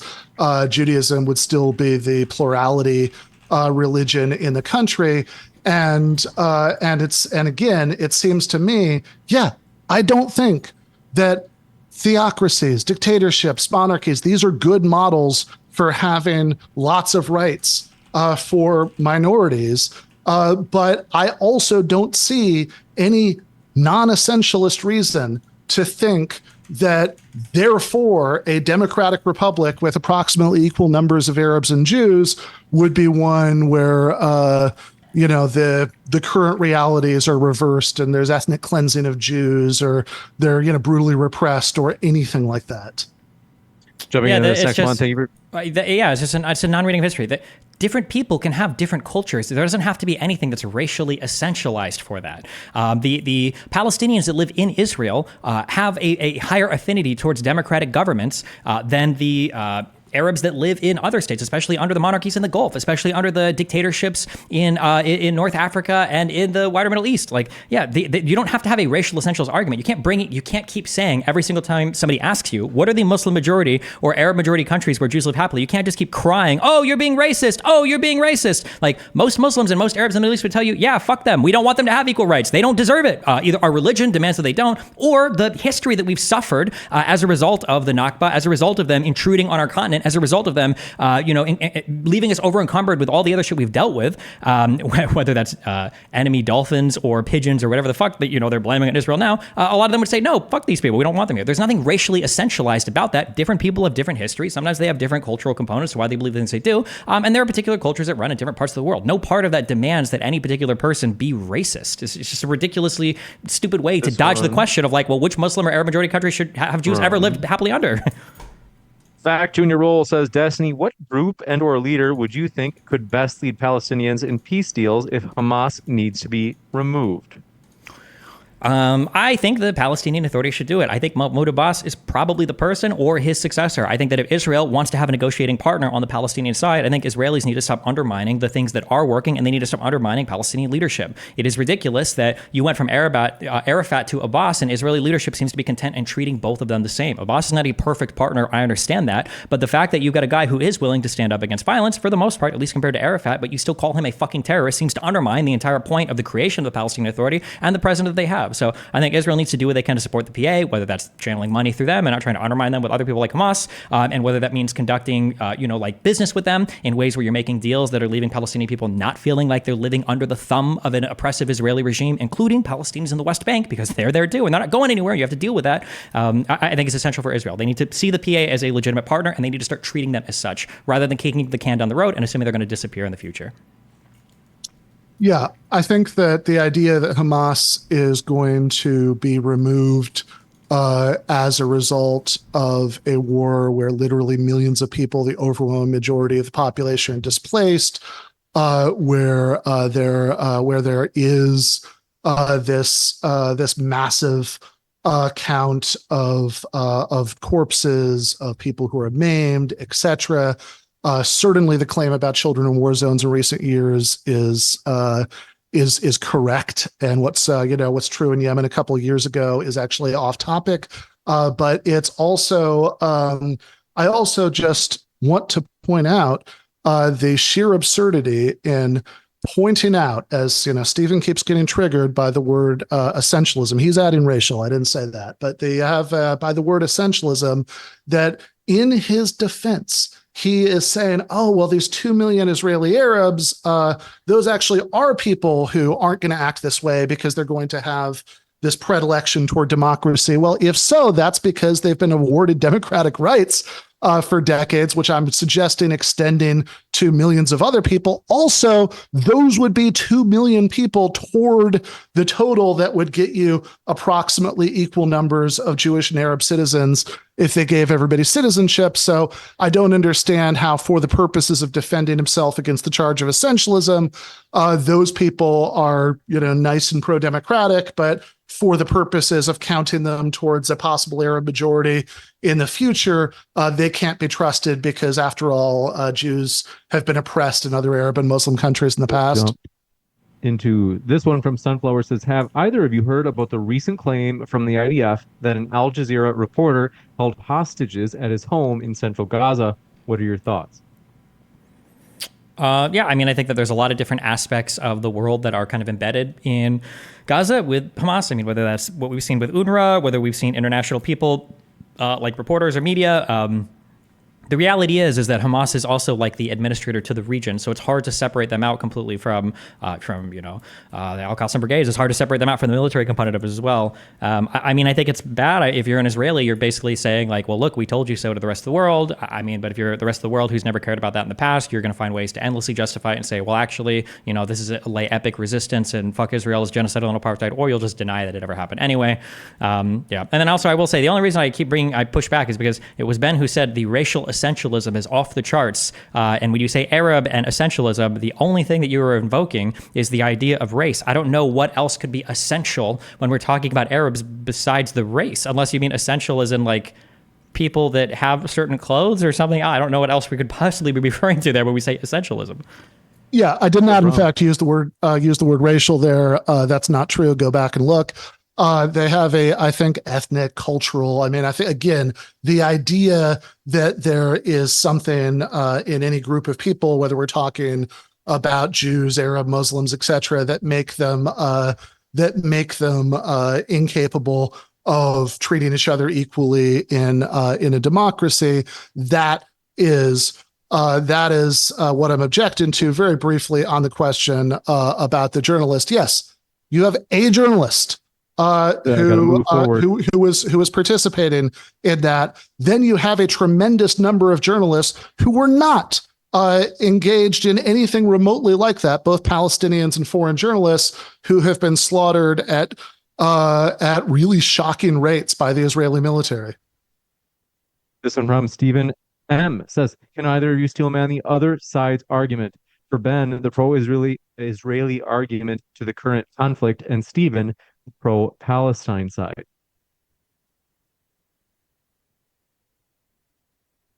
Maybe if you just, let's say you were to steel man your opponent's strongest argument in just a few sentences, just like you gave your own best argument for your side at the very beginning of the Q&A. Yeah. I'm waiting for Ben to go first on this one. Oh, really? Okay, I was waiting for you to go first. Go left to right, Stephen, if you want to go first. Do I really? Sure. I mean, the steelman position is that essentially in the 40s, Jews basically started flooding into the Middle East in a particular area that had been sectioned off by mandates that was ideally going to be reserved for an Arab majority government, just like it had in every other part of the Middle East that was carved off for Arab mandates. And the people there felt incredibly fucked over. They got fucked over by the British. They felt that way. Then they got fucked over by the Jews that carved out some land there. Then they got fucked over by the Jordanians and the Egyptians and the Syrians that invaded and took land there and didn't keep any of their interests in mind. And then they got fucked over by all the Arabs that basically abandoned them in their quest for territorial absolution when Egypt signed peace, when Jordan signed peace, and then with the Abraham Accords when several other Muslim majority countries signed peace. So you basically have a group of people that have been encouraged to fight for land that they felt like was theirs, that to some extent, I think you can argue they reasonably feel like they got completely fucked out of a long time ago, and they've been essentially abandoned by every single other party willing to fight for them, except for Iranian extremists and Iranian proxy groups like Hezbollah, Hamas, and the Houthis.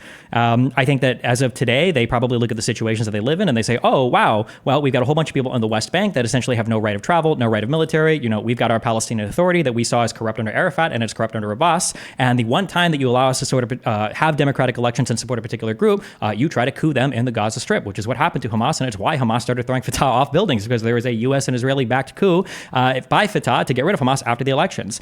Israel's unwillingness to help the Palestinian Authority secure any rights for Palestinian people probably make them feel, especially now as you get a generation of people that have been brought up under this, like they have absolutely no future. There's absolutely no world where Israel's ever going to grant them a state. The Palestinian Authority is essentially a defunct agency that only serves as a security subcontractor for Israel, and Hamas is your only path to having like an actual state. Probably leaves them feeling incredibly desperate and makes it so that the only thing that they see themselves being able to do in the future are terrorist attacks against Israel until they finally get the recognition that they want, so that people come back to the negotiating table.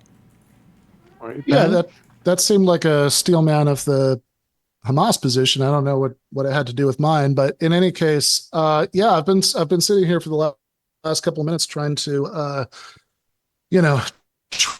trying to think of the best argument that I possibly can in favor of this position. I mean, I think that I think certainly the best one that we actually heard was about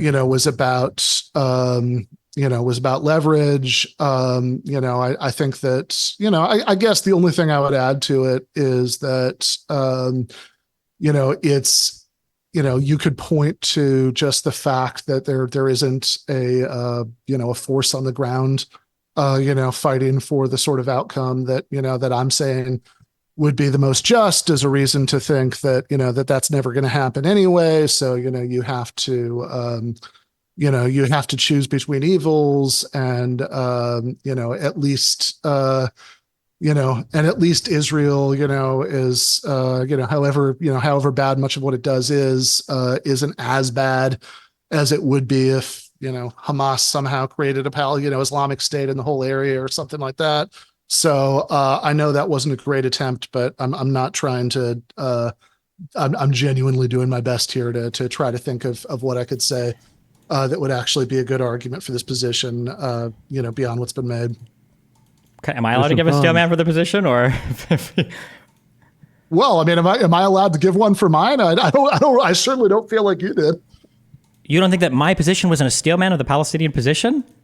I don't think it was a steel man of the position that I was arguing for tonight by any means. I don't know what you're arguing for. I don't think you've existed in reality. You don't know for what any I'm part. arguing for? I don't know how it possibly could have been more clear that I think that what Israel is doing counts as apartheid and ethnic cleansing, and it's wrong for the United States to support that. I don't know how I could have been more clear on that in the opening. I don't know how I could have been more clear in bringing that back up. I realize that you prefer to talk about anything but that's my position. Okay, my bad.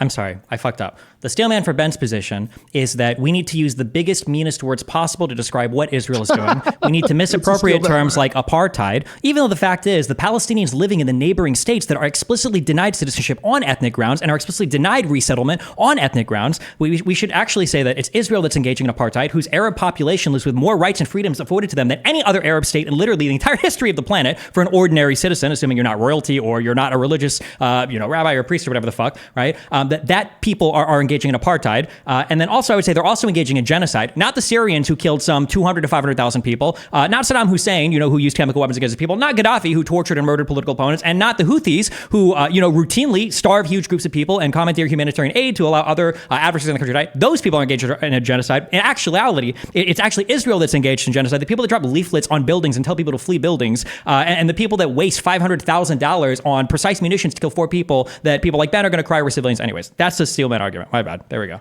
Yeah, I mean, at least that diary of whataboutism that we just heard makes me feel a little bit better about not being able to come up with a better argument on behalf of Stephen's position. So thank you for that.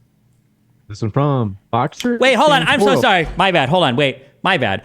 The steelman of Ben's position is, as the United States, we should put our money and our resources to supporting people that mirror the values that we have. That in the United States, if you're going to support other countries, just because they're in a bad region of the world, doesn't mean you can support bad behavior or bad actions. Otherwise, what the fuck does it matter if the United States is supporting you? If the United States sees itself as a funder of moral armies or moral causes around the world, the reality is that if we fund or support somebody, we need to have them rise to the standards that we believe that our country ought to live by. The fact that they might live in a more despotic or a more apocalyptic or whatever the fuck reason isn't a good enough reason to allow them to exist in those conditions. Otherwise, why support them at all? The money that our dollars go towards, the countries that our dollars go towards, should resemble our values as much as possible. Otherwise, why would we allot our money to them? That would probably be more along the steelman lines from the argument that you're making. We should probably move to this one. Boxer Santaro says, Ben/Destiny, do you think terms genocide, self-determination, apartheid, and etc. operate as accurate accounts or just Russell conjugations that stipend conversations about this conflict? Yeah, I get. Oh, sorry, you go. Yeah, I would say yes, obviously. When you use these types of words, the implication is that the international community is going to come along and save the Palestinians. That's probably not what's going to happen. It's also not an accurate accounting of what's going on the ground. That's why people have such a bad factual understanding, and it gets you away from talking about the things that are actually important. Issues relating to Palestinians aren't the fact that they don't have access to money or that they're all starving to death. It's the fact that they live without any honor or dignity. It's the fact that they feel subjugated as a people in a land that they feel like was torn away from them, 100 years ago, not because of like a particular standard of living, but because of all of the rich history and culture that Arab society used to enjoy that's now they feel has been robbed from them by a foreign invader. The words are bad because they draw an unrealistic expectation for what the Palestinian side thinks that they're entitled to, and it replaces any good conversation about, well, what are things that we can actually do or actually talk about to further the standards of people in these areas. Sorry for that burp. Yeah. I think that if you are denying millions of people that you've ruled over for almost 6 decades citizenship and basic rights because of their ethnicity, which I think that when we went back and forth about it, it seemed like there was never actually a counter argument on that claim. Instead, Stephen just pivoted to, why do you think they're so concerned about that? What's the ethnicity? That the reason what's the ethnicity that they deny rights to? Just real quick, could you specify that in your answer?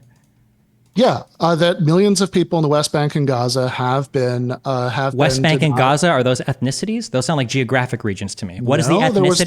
there was going to be a rest of the sentence that those people have been denied rights because of their ethnicity, because Which of being ethnicity? Arabs, because if you added those millions of Arabs to the 2 million who are already citizens of Israel, then you would lose the Jewish character of the state. That's the explicit argument. And that is an argument, even if you think it's justified, that is an argument, in defense of denying millions of people rights because they belong to the wrong ethnic group. I think that is, in fact, textbook apartheid. And it's really important to acknowledge that. Because once you have, then the question is, can you justify supporting it? And if you're going to say that sometimes apartheid can be justified, I really want people to own that argument. And again, I just want people to note this mind reading where Stephen keeps saying that secretly what we want, what people like me want, isn't in fact for the United States to stop supporting apartheid in Israel, that instead we want the United States or some other country to go in militarily and intervene, which of course is nonsense. I could acknowledge that Saddam Hussein was an authoritarian mass murderous dictator without saying, therefore, I support regime change. When we We'll jump into the next one. we say textbook apartheid, how many blacks were part of the government in South Africa, and how many blacks had the same rights as whites in apartheid South Africa? Because we said textbook apartheid. Just curious, what's the answer to those two questions? Apartheid doesn't mean that it's similar to South Africa in every single way. You said Apartheid textbook. means that It's a textbook, though, right? yes, Kinda- but that doesn't mean that any difference means that it doesn't count. They have the thing that makes it apartheid. The core thing that makes it apartheid is having millions of people denied basic rights because of their ethnicity. Again, it's true that not everybody in Israel is denied these rights based on their ethnicity. But that was my point earlier when I said that this is a bit like saying that nobody in the United States was denied voting rights for being black in 1940 because there were states where black people could vote in 1940. Yeah, there are parts of Israel where Arabs are given citizenship, but there are other parts of Israel where Arabs are denied citizenship because if they extended it to Arabs in those parts, then you would lose the Jewish character of the state. That is the explicit claim that's going to be made by every Israeli politician, every Western Zionist. None of them are shy about it. You seem to be suggesting earlier that you thought that was justified, but whether you think it's justified or not is a separate question from whether it is true that millions of people are denied these rights because of their ethnicity. From Didymus says, Ben, should Pakistan be able to return their former homes in India or Germans to Western Poland? Yes, to be sure. I think so. Yeah.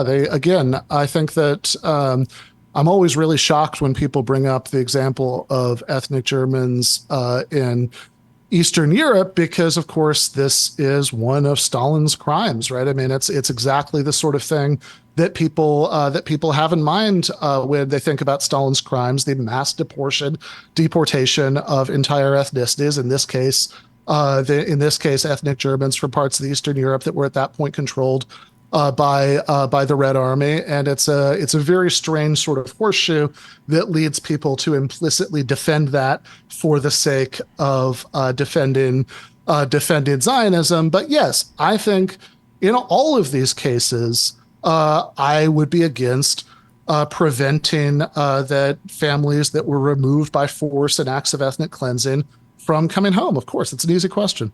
Well, just curious, do you know about the approximate numbers of people that were expelled, ethnic Germans from Europe?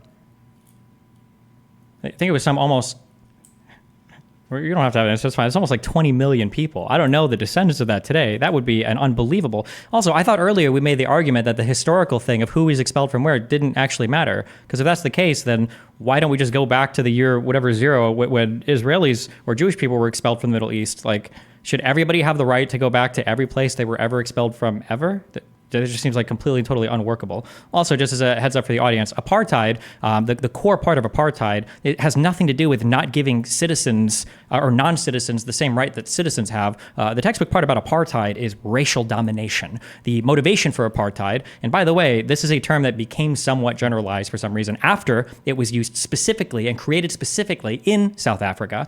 Racial domination means that you do not have Arab members that are part of your court. You do not have Arab members that are part of your Knesset, your parliament. You do not have Arabs that enjoy essentially the same rights and freedoms that you have in the entirety of your country.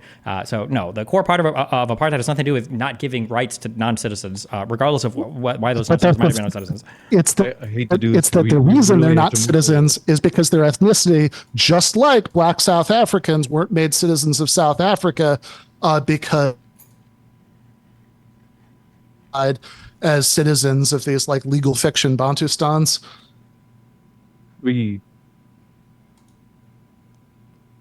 Oh, are we lagged out? This one from said, I didn't know if your sentence ended, if you meant to end it, or Yes. if you got cut off. And oh, okay. Isa Martel says, Jewish people live peacefully in Morocco since Spain kicked them out with the Inquisition. There is an Orthodox synagogue in Marrakech. I'm saying that right.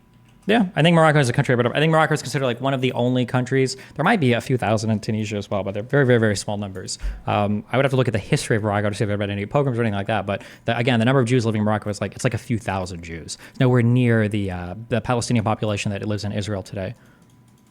Chase Hatchett says, "Man, this Yeah, flat well, Earth just debate- very briefly, right? There's a reason that I didn't bring up any of these examples because I'm not interested in defending Morocco or Tunisia's standard of the rights accorded to religious minorities in those countries is fine. People should be happy with that because I think that has nothing to do with anything. I think that you can acknowledge that, look, for the sake of argument, say all of these countries are way below any reasonable standard. I don't think that that's a good argument.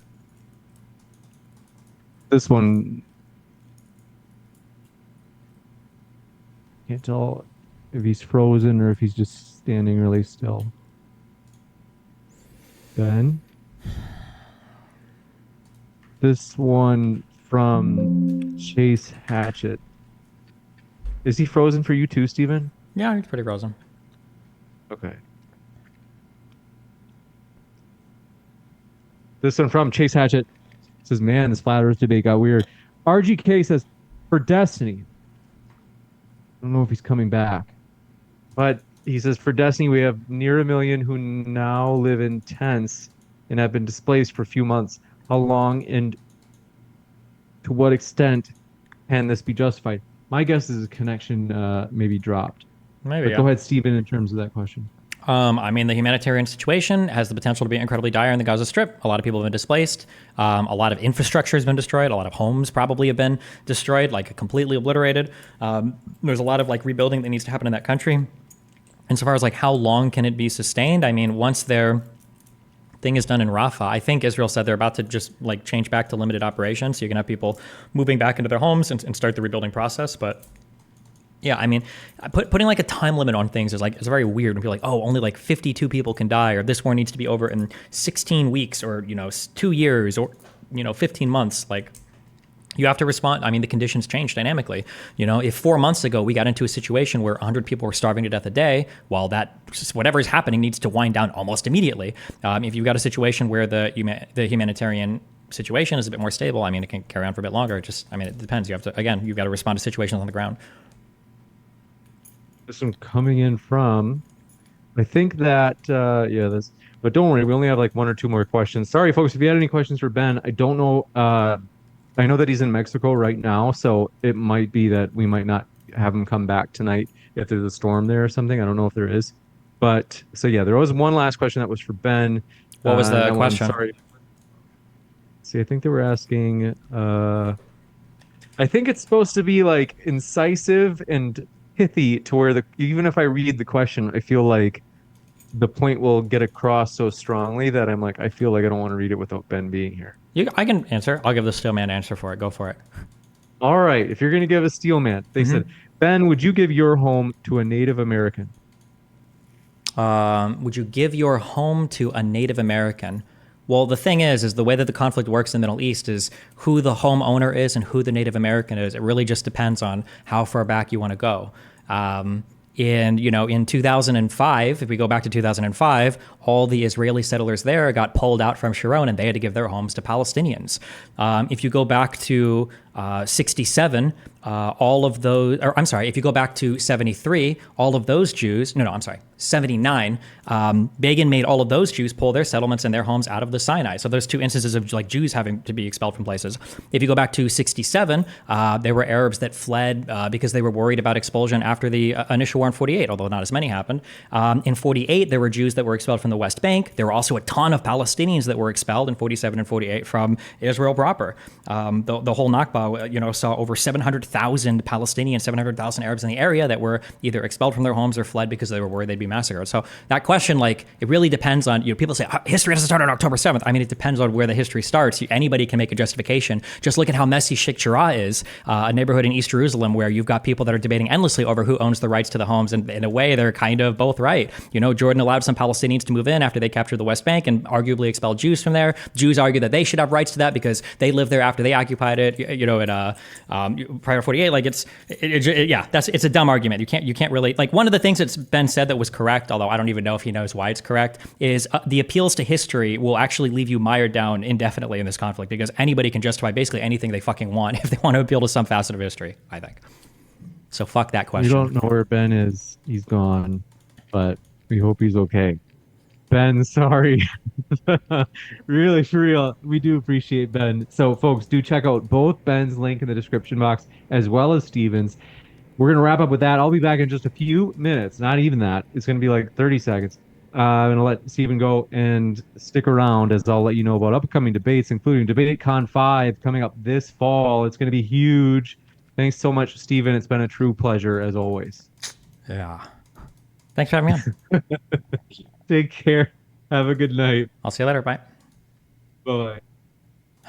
I feel bad, mate, turning these people into punching bags. But bro, these are all their fans. I don't know if he does it himself. All the fans of these people are like, oh, this guy's a wiki warrior. This guy, blah, blah, blah, blah, blah. Bro, I'm not to be mean, but the gap in understanding is holy shit. I don't even know if he has any idea what he's talking about for any of these things. I don't know if he knows anything about UNRWA or the UNHCR, how refugees are ordinarily settled, or any of the histories of any of these particular countries, or any of the details of any of these particular conflicts, or any of the fact. I think here's the biggest thing, and actually Finkelstein did this, and this should be a huge red flag to you for anybody that claims to want to understand a conflict. When you can't even give the steel man, or you can't even explain why a person might have some anxiety, you should be able to explain pretty specifically, why are the Palestinians unhappy with their situation today? Why would Israel be unhappy losing the ethnic Jewish majority? If you can't even fathom the answer to that, why the fuck are you even talking?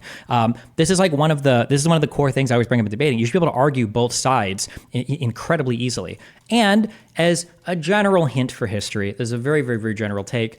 Oftentimes, if there are huge groups of people that feel strongly about something, usually the answer is going to be a little bit better than just they mad or Nazis or whatever else. There's generally reasons why people feel the way that they do. There's generally reasons why these conflicts become so protracted and then intractable or seemingly intractable.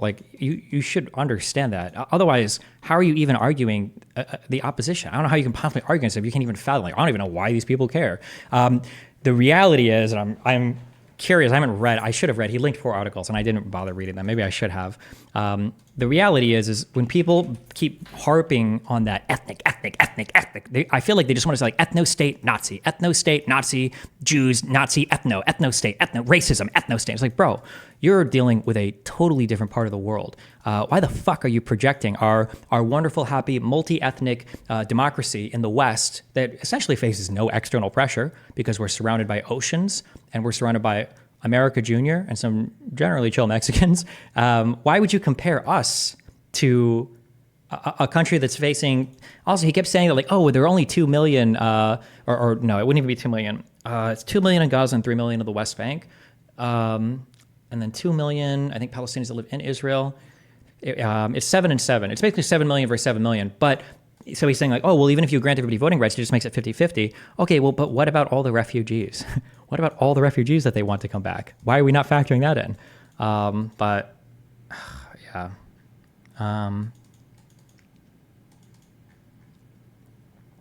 He criticized you for supporting ethnic essentialism, but he wanted to put the Jews on trains back to Germany.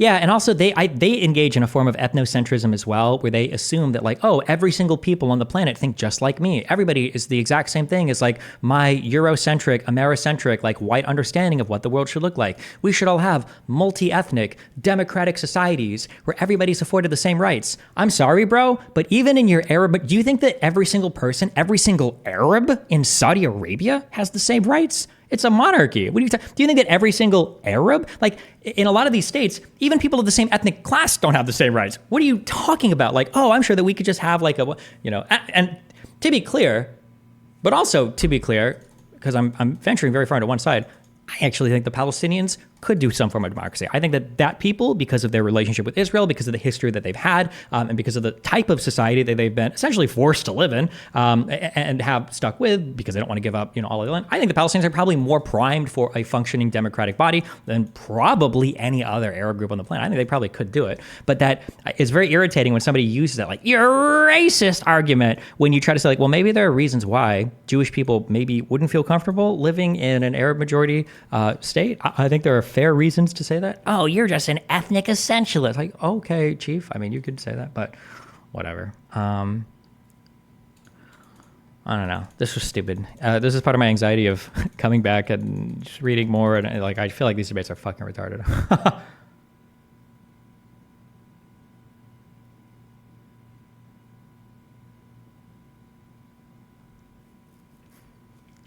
Ben wanted 10-minute or 12-minute opening statements when we initially set this up.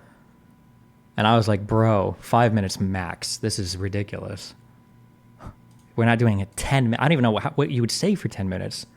Ben's inability to steelman your position in good faith was disgusting. Yeah, I can see why you wanted him to go first. I did want him to go first because I didn't think I thought he would. What I was worried about was if he went first, he wouldn't steelman it. But if I went first, he'd feel the pressure to steelman it in good faith. That's why I wanted him to go first.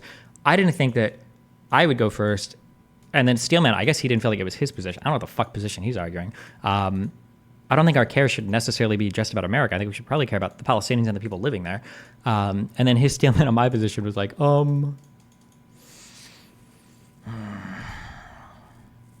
taking notes on all the new books you're reading at Obsidian. I just need to import them from my Kindle. I finished one. I'm probably starting another soon. I might just read that other World War I book in my free time since I'm not making progress on the one on stream, but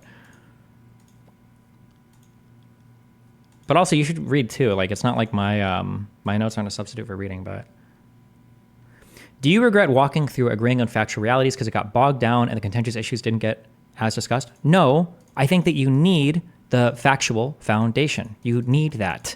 There is no other discipline, area, whatever, where you could begin to explore a conversation that's not built on some shared factual understanding. Like, imagine me doing like 1 week of research on Rust versus C and then getting to an argument with like a software developer about, you know, like, oh, well, actually, I think that the low-level access that C, you know, provides is unnecessary and it's an unwieldy framework that is old and deprecated and blah, blah. Like, and it's like, bro, have you written a single piece of code in your life? No, but actually, I've read, like, why? Like, there's a context, I think, that's needed to be able to navigate a conversation. And I think that in a conversation, this is why also I prefer spoken conversations to written articles, is because I can write shit. If you truly challenge me, I could probably write a convincing article on about any topic. If you give me like 3 or 4 days to read, I could probably write a convincing article about anything. I won't fucking know anything about it, but I could probably read like the convincing arguments and be like, oh, okay, I can probably put this. But if I have a conversation about it, well, now it's very scary because if you push me on any little thing, I'm gonna crumble. I actually don't know like that. I don't know how to justify any particular thing I say. It's the difference for how I. This is why I said, like, if I were to make a 10-minute YouTube video, I'd probably be able to speak about the topic for like 2 to 5 hours, I would imagine, or more, depending on the topic. But I feel like when leftists, when YouTubers make YouTube videos that are 10 minutes long, they could probably speak about that topic for like 10 minutes. Like, that's every single fact that they know is going into that video, and then that's it. And there's like no context. I'm like, bro, I know, right? What are these guys even thinking?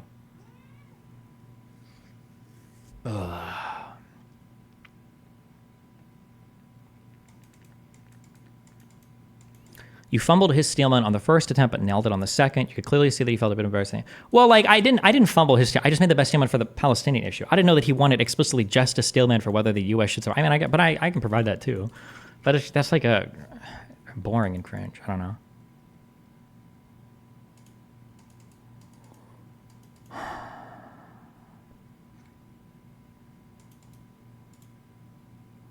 You're asking simple yes, no questions at the start, and we're getting 4-minute yap responses. How do you even deal with that level of rambling? I don't know. I try to be really intentional about my rhetoric this time and about like guiding the conversation. I don't know. I hope that, I guess I'll have to check the comments on Modern Day Debate afterwards, whatever. But like, I hope that people can see like, hey, like I'm just trying to get a shit. Because I asked the question, he would yap, and then I would say, this is why the macro is important. We need to have a shared foundation. And then you please answer this question? So I tried to like bring it back, refocus, and then provide a reason for the refocus every time I did it.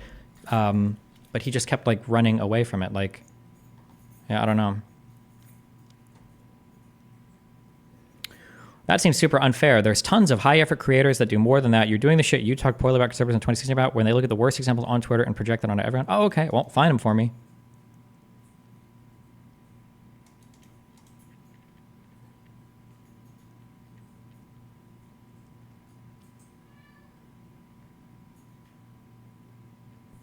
He thought you were trying to set him up for whatever reason. Yeah, it's funny because like I can point out like all the bad faith debate tactics I think that the other side uses. And one of them, actually, I'm so sorry. We have a name for this, don't we? Hold on.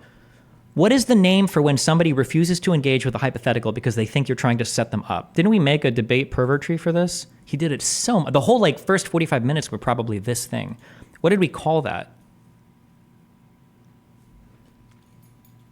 Somebody said the clown mirror. Is that? No, not the clown mirror. Not the lazy farmer. Control F, hypothetical. Oh, wait, is it this? No. Oh, maybe we don't have a thing for this. Did we not? The deaf preacher. No. Analogy, allergy. No, I don't think it's this. Maybe I didn't make one for this. There are things where people will make, I don't know how to explain this. No, I do not explain this. People will not agree to simple, obvious statements because they think that you're going into another argument. So they want to fight you on things that you are, that should be obviously agreeable to both sides. Wait, was it that one? The hypothetical hypochondriac? No, I think we renamed that to the allergy analogy. Or I'm sorry, the analogy allergy. Fuck me. But anyway, so like an example of this might be, let's say that I believe that 4 men were murdered, okay? I think that 4 men were murdered, okay, in 2 different killings. In one killing, 2 men were murdered, and then in another killing, 2 other men were murdered, okay? Now let's say that I want to start the conversation. Okay, hold on. Let's just start, okay? Do we agree, okay, 2 plus 2 equals 4, right? Do we agree with that? 2 plus 2? And that was like, in some circumstances, when we move to non-Euclidean spaces, and if we're willing to look at spaces where numbers can be defined using different types of paralogics, or what you can actually say, it's like, bro, can we just like I just want to start somewhere, okay? Stop trying to head off every potential argument you see. Just answer a question, okay? Just answer a question, and we can start to build from there, okay? I'm not trying to trap you. I'm not trying to mind fuck you, okay? I just want to start. And that, but I was even mindful of that because I even said when we were looking at the 3 things, I was like, listen, bro, you might agree with me on all 3 of these particular things. Maybe you agree with all 3 of these things, and you might still disagree with my conclusion. That's fine. I just want to make sure that we're starting off on a shared factual foundation. That's it. But yeah, he was especially guilty of it. Where you could tell where every single time I was asking just like a basic question, he would try to head it off and just start yapping down there. I was like, bro, you don't even know what my argument is, which was proved when he tried to steal my position. You couldn't even steal my position. You don't even know what my argument is.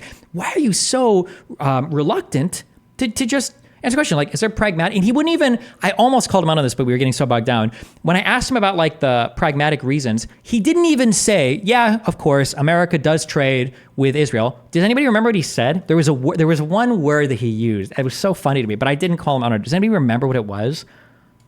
It was one word. One word. It was so funny. There, Bouncy Bounce 12 got it. Could. He said they could be doing that. They could be. It's like, bro, the USA trades with Israel, okay? Economically, that's beneficial to us, right? You could agree with that and still disagree with every other thing. That you could say that they're evil, we shouldn't do anything, we shouldn't even trade with them, even, but just like, do they trade with it? That's it. Yeah. And it's so annoying. Yeah, I'm talking to chat like a debate professor, and he's the guy who's actually the debate professor. That's literally his job. He's a professor of philosophy, I think, who specializes in like logics or whatever. Like, bro, what the fuck? Jesus.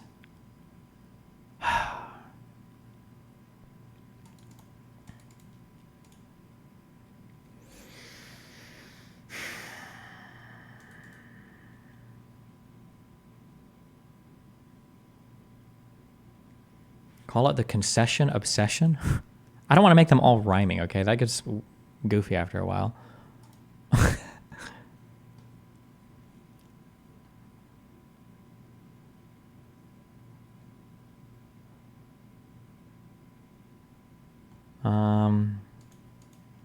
But okay. Are we done here? I think I need to go downstairs and do stuff. Actually, he said his specialty was in critiquing classical logic, which explains a lot. Yeah?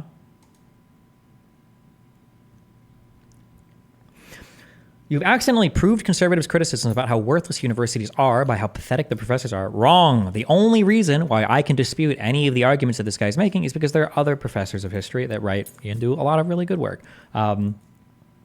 It's just, I understand it more now, at the risk of sounding incredibly self-aggrandizing, that if you are of a certain level of learnedness in a particular topic, especially historians, I gotta understand them having zero fucking desire whatsoever to engage in these conversations, because holy fucking AIDS. Why the fuck would you, like, how fucking stupid must you feel to sit here? I'm even thinking for like Benny Morris and Finkelstein, like, I'm really sitting here listening to this guy who can't speak either of the languages and the history that he claims to be so learned on for decades and decades and decades, having him use one quote against me to impugn my entire body of work. Is that really happening right now? Like, I can't even imagine how fucking stupid it must feel. Like, Jesus, what a waste of fucking time. But I don't know.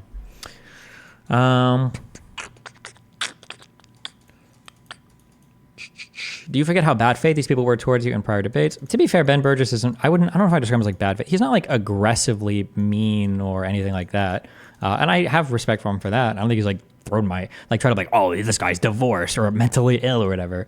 So, I mean, I'll always give him props for that, but. In the next response, he agreed explicitly, but then you kept repeating the question. Then later, he said he agreed with you on the pragmatic point. That felt weird. Well, because what happened was, I think that he wanted to argue the points, but then after he lost the arguments for them, he's like, well, I don't even know why we're talking about this. It's like, well, why not just say like, oh, I don't care about these three things. I agree on them. Let's move to the next part. We could just done that. We could have skipped the whole first 45 minutes. Just say that. You grouped them into three things: pragmatic reasons. You said whataboutism in terms of like Israeli position and rights enjoyed by those citizens over the other countries surrounding them. And you said the leverage argument. So let's talk about these three. If you agree with all three, just say, oh, no, I agree. I think that you're right in all three of these. They're just not like meaningful to me. Then just say that. It's like, oh, okay, well, we can just skip that. We don't have to go over any of it. And then boom, we could have moved on. But not so erudite. Say you're having a meeting today on bridges, when to release and paywall stuff. Can we expect you to talk about it tomorrow? Or are you going to hold off? I'll probably talk about it tomorrow.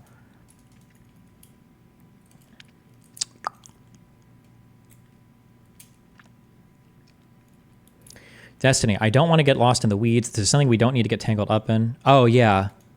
I can't imagine. Have I ever said that before? I hope I've never said that before. What a dumb thing to say. Let's not get lost. I mean, there are times when you don't want to get like, when a particular point is like too much of a tangent and it's not related. But I think you have to demonstrate why it's not related. You can't invoke a history and then say, well, this isn't related anymore. I think that's a little bit silly. But,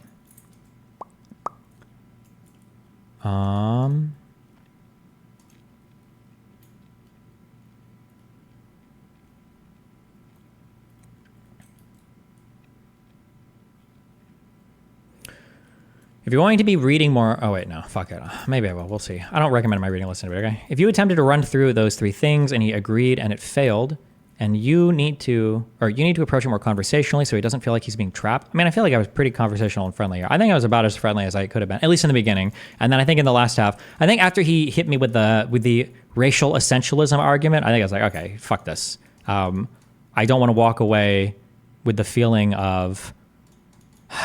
Also, I do feel for my debate opponents, and they don't feel for me. I do feel for my debate opponents. I don't like putting people on the spot. It makes me feel like an asshole. But like, when all of his fans call me a wiki warrior, it really makes me want to start quizzing people. Because when he was like, oh, all the Germans should be allowed to go back to their homes, I think that was the only time I pop quiz. I was like, do you know how many German refugees there were when you say that? Do you think it was 15,000?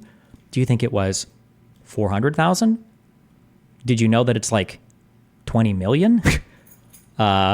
Like, that's a pretty extreme statement to say that all of those Germans should be allowed to go back to where they originally lived before. That's a really big. Do you understand like the magnitude of that statement? Like, but that, I mean, I feel shitty. Like, again, I don't like pop quizzing people, but I don't know. I mean, if people are really just gonna call me like a wiki warrior or some shit, then I mean, maybe I will. Fuck it. If you want to play pop quiz and, you know, tell me, yeah, I don't know, but whatever. How sure were you that he was a real person? Are you absolutely convinced? Oh, good one.